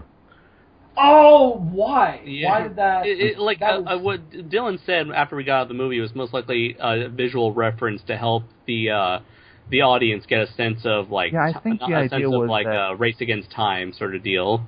That didn't even occur to me though. I just thought that was there to like show that Skynet was kind of coming online. I think the idea was that the time the clock was speeding up anyway, just because, I don't know, for whatever reason. And I just thought it was all metaphorical. I think the clock was speeding up anyway, and Skynet aging was just supposed to be a visual representation of that. But the way they fucking say it, Arnold Schwarzenegger's like, it sounds dumber than it actually is. Every time the hologram ages, the clock speeds up. I'm like, what? Again, it sounds dumber than it actually is. Every time a bell, and which I think is how. I think that's kind of the best way to sum up this movie is that it sounds dumber than it actually is. Where it's like, you know, the way we the whole John Connor turning into a Terminator thing. That was such a weird idea, and I was so mixed on that. And then they pulled it off great, I thought. Yeah, I completely agree with you on that point. I think that this movie is a movie you really need to watch and judge for yourself. It's one of those movies where it's like, I think the public consensus is right on a lot of things, but I think that depending on your own personal biases, you may disagree with it, and I think disagreeing with it is better than just accepting that it's a piece of shit and never watching it. If you like the Terminator franchise, please give this movie a shot. If you're a person like me who watches T3 occasionally, I mean, give it a shot. It's fun, it's entertaining, and it really, really clearly has a love and respect for the mythos, and that's always it goes a long way. I could tell whoever wrote the script loved the original movies, and the director as well. There's a lot of shots and everything that are very Terminator-esque. And that really endeared me to the film in that way. Like I could just same here. I could feel the love for the original movies coming through the script. Yeah, especially when you look and notice, like, especially that first half where they're going, through the events of the first movie, beat for beat, location by location, like line for line. That's some dedication right there. Hey man, did you see a real bright light? Yeah, exactly. All that stuff was perfect in terms of recapturing the fun, but also the kind of somberness of the original movie. Son of a bitch stole my pants. I love that guy. I think they were way better at capturing the kind of lighthearted fun of the original Terminator and T2, but the somber stuff was still in there. Again, the score and all the stuff in the future definitely gave me that sense of that kind of dread and really kind of depression that the original made me feel. I really wish they had a more Terminator-esque score for this movie. It was. Yeah, again, I think that we've kind of come to the consensus that the theme was used well, but the overall score was too generic to stack up to some of the other Terminator scores. I think the word I used at the time after we saw it was that it was typical. Yeah. It's a very typical 2015 action movie score. And I think a lot of the movie can be accused of that, and deserves to be accused of that, of being a typical 2015 action movie. I mean, the music was especially produced... with the ending and popular tropes these days with superhero movies. It's very much so in that style. I mean, the music producer on this movie was Hans Zimmer, and you can tell. It sounds... Right. Remember, it was super original in The Dark Knight, and then he kept doing it, and we were like, well, all right. it was super original in Batman Begins. The score for Batman Begins is amazing. It's one of my favorite film scores. Yeah. Oh, he also... he also doing did the Pirates of the Caribbean stuff.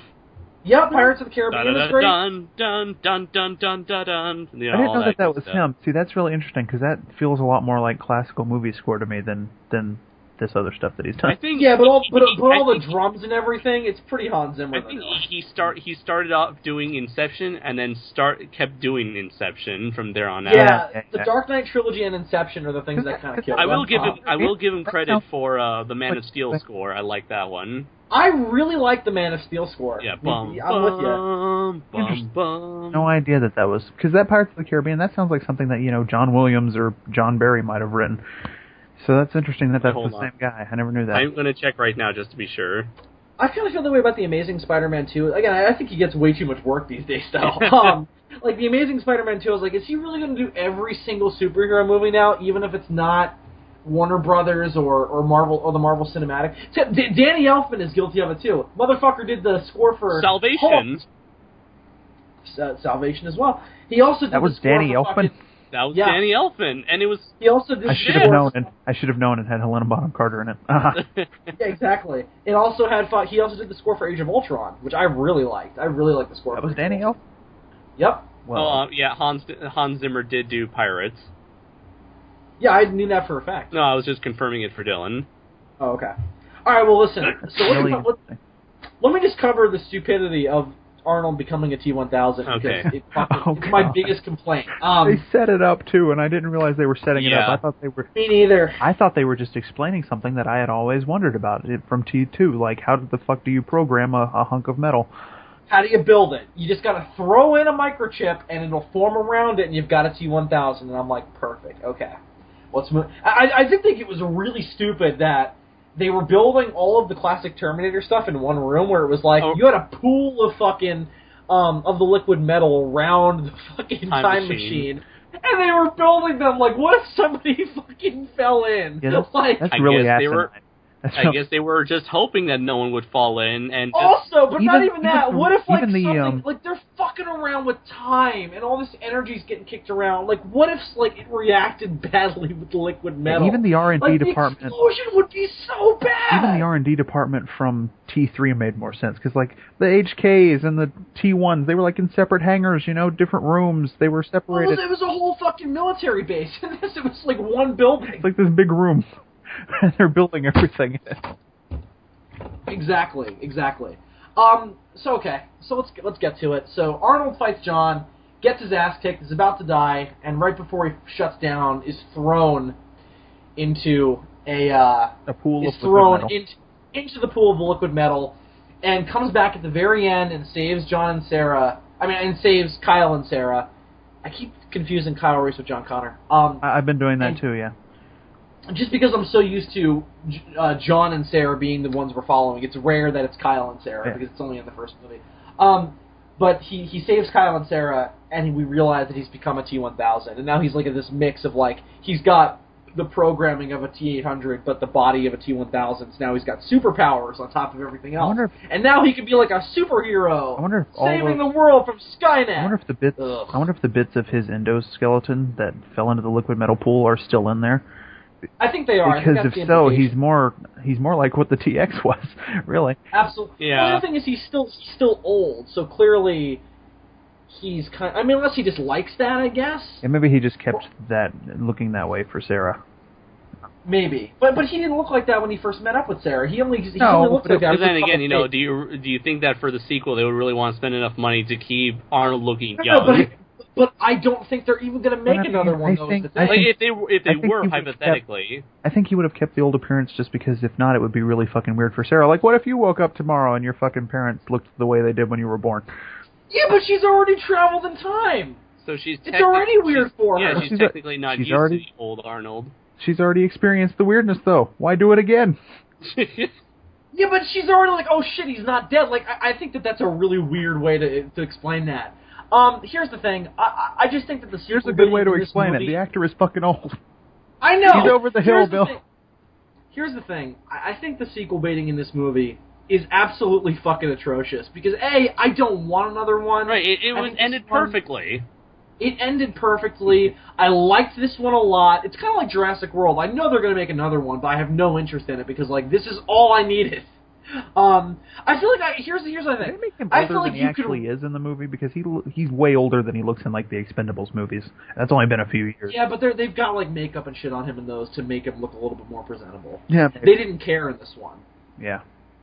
But he's also supposed to look rougher because he's like some fucking just dude. Well, the thing I love is like the Terminator had to go and get a job. Like he's working construction. He's like building. Oh, that was another stupid plot twist where he was like he had built the Genisys building and he had put their fingerprints or whatever into the computer. And I'm like, what the fuck, man? How would he know to do this? Well, I mean, I guess it makes sense that he would want to, because he knows that Cyberdyne is a thing. That's the other thing, is that Cyberdyne is still a thing in this movie. They brought back Cyberdyne. I liked that. Well, Cyberdyne are the ones who build Genisys, yeah. Yeah, so, I mean, he knew that Cyberdyne was going to be related to the creation of Skynet, so I guess it would make sense for him to want to infiltrate that in some way. Right. I guess, but I still thought it was just really... It was introduced at the last minute, and it was way too convenient. Yeah, it was way too convenient.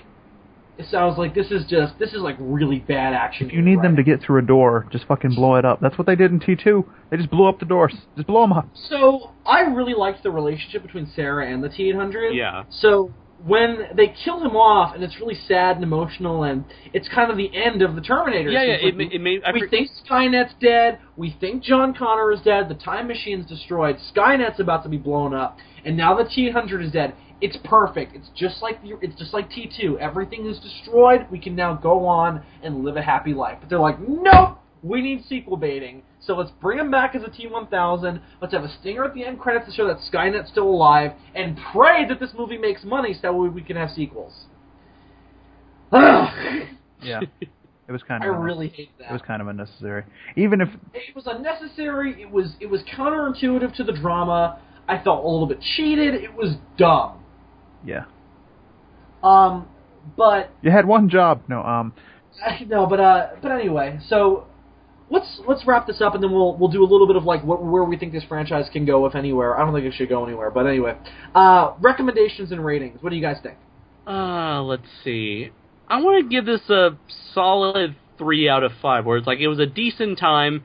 It's not gonna blow your socks off, but it was it's a piece of it's a perfect definition of a basic popcorn action flick, but with that awesome sense of nostalgia that you get if you're a diehard Terminator fan along the way.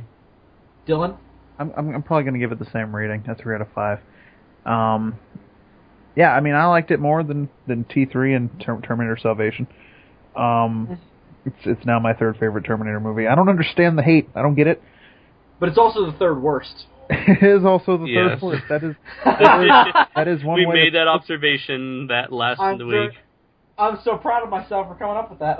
That is certainly one way to look at it. It's the third best and also the third worst. It's certainly one way to look at it. You pessimistic son of a bitch. No. Oh, finally the fucking tides have turned. I'm the pessimistic one now. In this. Yeah, in this very specific instance. Yeah, I mean, check it. I liked it. Fucking. Is it worth the theater experience, or should you just rent it when it comes out on DVD or whatever, or just rent it online or stream it or whatever? I'd say it's worth a watch. Worth a watch, and I'd say it's definitely worth your money checking it out in theaters. Yeah, I don't regret checking it out in theaters, but I wouldn't say that it's a must-see in theaters either. I agree. If you'd rather spend your money on Ant-Man or whatever, I don't whatever. I don't blame you. That's a really good movie. I haven't seen Ant-Man yet, actually. It's really hilarious. I'm going to pirate it later. No, I'm going to go tomorrow, maybe. We'll see how tired I am when I get out of work, but I really need to see it because it hasn't been spoiled for me yet, and I'm waiting for somebody to fucking do it. So, Andres, don't be that person. Spoiler alert. But the other thing is... Spoiler alert, Ant-Man shrinks. Oh shit! Well, there's also there's another movie in theaters I want to see right now with Mr. Holmes. So I'm kind of like, which one am I going to see first? I'll probably see Ant-Man first. You gotta see Honey, I Shrunk Paul Rudd. It's the new. It's the end of Phase 2, man. It's Paul Rudd shrinks the movie. Anyway, so my recommendation, I don't think it's really necessary to go see it in theaters. It's not really a big spectacle movie that's going to knock your socks off on the big screen like I think Jurassic World was. I think you'll probably enjoy it just as much as at home as you would in a movie theater. If you're as big as a Terminator fan as we are, if you know the first two movies like line for line and frame for frame and all that good shit, then there's plenty of stuff, especially in the first hour. And, I mean, that's not an exact figure, but you know what I mean. Before they skip to 2017, there's plenty of stuff in that first part of the movie to keep you entertained and to have you picking out all the little references and things. And then the second half of the movie, while not as good, has interesting stuff going on with John Connor. There's this moment where we kind of read it as him appealing for Sarah to kill him. Like there's all this interesting. Oh yeah, bro. Let's talk about that briefly because that's a big point. Was that there was this scene where I was like, that delivery was really bad. That must be intentional because he must be trying to convince Sarah to kill him. Yeah, so our theory is that his humanity is still trying to break through, and so he's trying to... Damn it, I wish I could remember the line, though. What did he say? He's basically saying that he won't stop until Skynet is born or something. Oh, basically he's just like, I'm evil for the sake of being evil. I'm not going to turn back to good, so you might as well kill me. Yeah. I figured that was intentional. Which kind of led us to believe that maybe he's the person who sent the T-800 back in time. Which, as of right now, is the only thing that makes sense to me. Oh, by the way, I'm also going to give this movie a 3.5, a 3 out of 5 as well. I think that it's a notch above average, and that's why I'm giving it a 3 out of 5. Because we also know that whoever sent the T-800 back in time to protect Sarah erased its memories of who sent it so that he wouldn't have those files. Right, even it doesn't know, so that way it can't spoil the timeline. Right, and if John had indeed done it, he could have very easily erased that information from his own memory banks as well, which would explain why he was surprised about that. Right, exactly. So that's sort of my working theory, at least. I completely agree with that. All right, so let's briefly tackle future of this franchise. Do you guys want to see another one? Because I know I don't. But what do you guys want? I really don't. Really, I mean, I don't really, honestly, don't know what they can do at this point, other than a new Terminator shows up, or like, Skynet's shown his face again. Better go stop him this time. Basically, what would happen if they made another one? This is what it would have to be, right? Skynet is somewhere. It's building infiltration units, I guess, because it's trying to take over the world. Like Skynet's become Skynet's become a supervillain. Skynet is Blofeld now. Well, Skynet would keep having to try to hide itself as something else, and that would get really old to me. Like, it would keep having to change its name. Where it's like, oh, now it's the iNet thing. My God, it's droid. Yeah, now they have to stop it. Dylan, it becomes the Regis Mark V. Oh, then we're fucked. Because victory is impossible against the Regis Mark V. The Regis Mark V has the voice of Michael Dorn. I would just feel like that it would get really old really quickly in terms of like, all right, we get it. Skynet's just a regular supervillain now, and now they've got it's like fucking it's basically like Brainiac now. It's Brainiac but the Terminator universe. The only thing about it that I would want to see is what happens. Like, where is Sarah and Kyle and T-1000 Arnold going to go from here? Are they going to have a little baby John in 2017 who's going to be an alternate version of John Connor? Like, that's the implication, is that they're still going to fuck and give birth to John. Like, that would all be very interesting to see, but the problem would be what you do with the Skynet. Wait, wouldn't his name be John Reese then? I guess technically it would. Because if Kyle's alive and they get married... Well, what if they don't get married? Not that they would get married. What if they don't get married? What if they just exchange genetic information? I mean, I'm not saying they have to get married. I mean, Kyle like that, but I'm just saying that they might... future where I don't think that... Since Kyle's...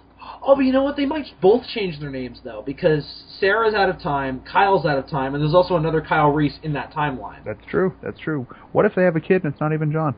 What if they have a Jane Connor? Fucking... Well, that's possible, too. Oh. I'm definitely... I'm not saying I'm completely disinterested. If they make another one, I will see it. Because they're waiting longer this time to have a baby, so the sperm that would have conceived John could have already died in his ball sack. Yeah, but they would still probably name that was so fucking specific.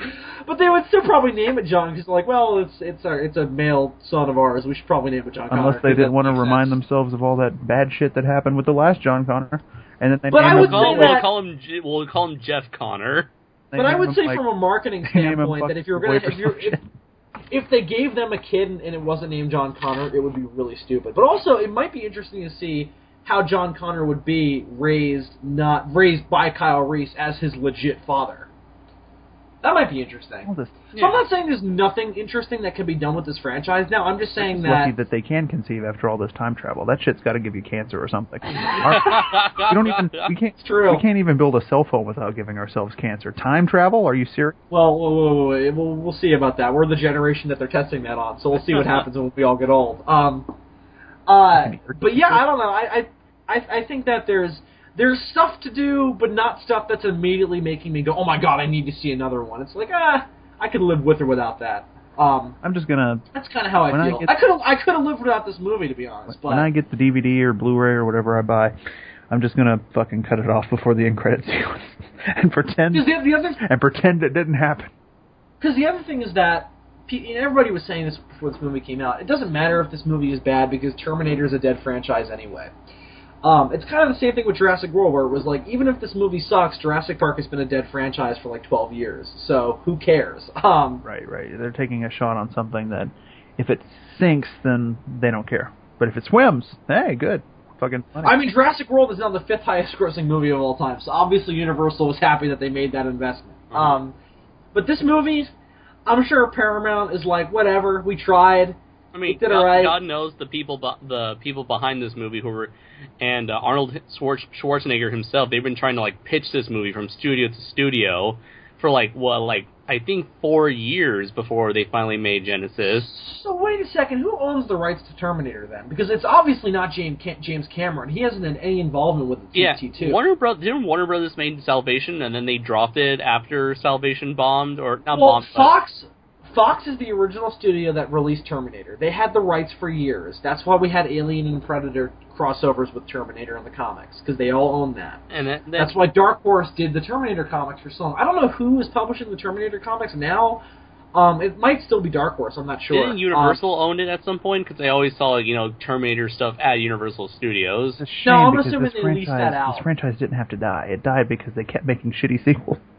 This was like a a franchise that was never supposed to be a franchise. No, it should have ended after 2. But if you're gonna do more, like I was totally behind before I saw the movie. I was totally behind Terminator Salvation because I thought me too. I thought that was a great idea. Because I thought if you're gonna make another Terminator movie, that's the way to do it. You don't do the time travel shit. You do like a prequel, technically, to the first movie that's set in the future that Kyle Reese came from. But, they should have made it look like the future from the first 2 movies and maybe, built up to Kyle Reese going... And actually had a good fucking plot. If the end of that movie had been Kyle Reese going back in time, perfect. Fucking perfect. Also should have made John Connor the protagonist instead of fucking Sam Worthington. Yeah. What a fucking mistake that was. Oh, Marcus... Why would they... Really... You finally have a grown-up John Connor who's turned into what he was supposed to, and they don't make him the protagonist. Yeah. I mean, again... It's kind of a train wreck. Marcus Wright, good idea for a character. Fine as a side character, but not as the fucking protagonist. No. And I guess you could argue that he, Kyle, and John are kind of triple protagonists, but I don't know. Tritagonists? No, it's called a triad. Because the movie pretty much just follows him. And fucking doesn't the movie almost exclusively? Doesn't the movie open with a flashback to him before the nuclear war?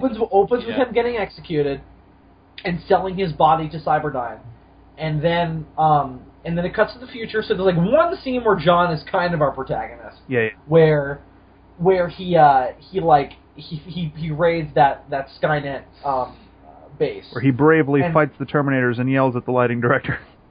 Exactly, and then Marcus wakes up and becomes our protagonist, and then John's kind of put into the background. And then the rest... and there's some interesting stuff in there about John trying to figure out if he can trust Marcus or not. That's alright, but it's also why does this version of John Connor feel that way when he's teamed up with Terminators before this, twice? When the best father figure he ever had was a fucking T-800. Because the other thing is that in T3... We know that T3 is still in continuity because when Judgment Day happens, lines up with T3. Another fucking thing I would love to see in a movie set in the future. I want to see John Connor fucking reprogramming that Terminator and sending him back in time. I think if they do another one, it's very possible that that's what they'll do, even though, again, that wouldn't make any sense because the timeline is completely different now. The only way they can keep making movies and for it to make sense is if they just fucking keep doing different versions of the timeline, but that would get old. Yeah, that's really it. But now that there's no time machine, it wouldn't make any sense anymore because we've completely written out that version of the future. Cyberdyne must have kept files on how they built that time machine somewhere, right? I guess Skynet could have it rebuilt, but the other thing is that now Kyle has memories of a childhood that he didn't have before, so we know that timeline has to happen now. I mean, if Cyberdyne handles this... Which is another reason why I thought the sequel baiting was so dumb, is because... Also, they blew up their building, but Cyberdyne is still a thing, right? Like, the company is still around. They could very easily Probably not long after this, because they're going to find out what Genisys was, probably. I mean, they could just... That's the other thing. Are we going to have a Skynet that gets outed into the public before it goes online? Because they could fucking pull the same shit they did after T1 and just sweep all that shit under the rug and fucking... I suppose they could. They might very well do that, but even if they did, I guess there is ground to take it. I just have no interest in seeing it because it would just be more of the same. And it's one of those things. This was fresh enough, and it's been long enough since we had a Terminator movie that I was able to kind of rationalize it and reframe it in that sense. But I just don't think we need another. I kind of feel the same way about it that I used to feel about like the concept of doing a Jurassic Park 4, like before. Yeah, me too. Before we knew what World was that you can do it. I don't know what you're going to do with it. So good luck with that. Yeah. I guess I kind of feel that way about it, but I didn't like this. I don't think I liked this movie enough to go, I have a really optimistic outlook for this franchise now. I didn't really come out with that experience, but... The only way that they could do more for the franchise now is if in, like, 20 years they just completely reboot the fucking thing. Yeah, I guess that's... Well, I think after this, the next step will probably be remaking the original. Oh, what's really interesting to note here is that both Jurassic World and Terminator are movies that, even though they are late sequels as opposed to straight up reboots, like after a string of reboots over the last decade or maybe a half decade, we have two movies that are actually like late sequels, which is something that we rarely see nowadays. Yeah, no, everything's a reboot these days. That's a good point. But late sequels is a thing that was really a trend back in the day. Like, Terminator 2 came out 8 years after the original. Yeah. That's something that nobody realizes. Nowadays, most people tend to make sequels within 2 to 3 years. But it's gotta and then T3 was 11 years after the second one. But it's got to be set even further than 8 years in the future, because John Connor is clearly not 8 years old in that movie. Oh, that's a good point. I never thought of that. He's got to be at least like 12, right? Holy shit, Dylan, you're right. He's got to be at least like 14. No, I'm thinking he's got to be like 12, 13. So that would put the movie in 96, which means that, or either 96 or 97, which means that deadline of fucking Skynet's going to fucking take over the world in August 29th, 1997, a lot closer than it was when you watch the movie without that fact in mind. I guess that's true. All right. I didn't think of that. You're right. All right, that makes sense. But anyway, I never thought about that until this last time viewing T2. Me neither. All right, so let's wrap this up. So keep looking out for all the stuff that we're going to post from G-Fest. We still have a couple of videos we're going to put up, and look out for all the stuff that we're going to post from the rest of the SOS network. 2-year anniversary for SOS is coming up soon, so we got stuff planned for that. Yeah. Very soon we'll get back into our normal schedule of producing our 2 main podcasts, or 3 main podcasts. Yeah, Grace is all offended now because she forgot you watch. Well, I do have an upcoming episode where I will hopefully have both Christopher Martinez and Jonathan Claude as we discuss our overall thoughts on G-Fest, their thoughts on G-Fest, and everything that revolved around it, as well as maybe talk about that Ultraman trailer that recently came out. Sweet. I can't wait to listen to that. So yeah, that's everything from us. So until next time, everyone. I'm Bill Worster, a.k.a. Zazubaar. I am Super DM64. And I'm Andres Perez, a.k.a. Kaiju Noir. And looking at this picture, I just realized that John Connor truly is a Time Lord. Alright, now I gotta look at this. Oh shit! And remember, kids, always walk in a straight line. And I forgot the rest of the quote. So good night, everyone. Never walk off the path? Never... Under? Yes, exactly. Stay in a straight line. never verge outside of the status quo. Because there's follow everybody's orders. Big Brother, 1984. Because you may fall on the butterfly, and next thing you know, you have raptor baboon monsters. Because Because the future is not set, and there's no fate for what we make. Absolutely. So good night, everyone. I just realized, I think the reason...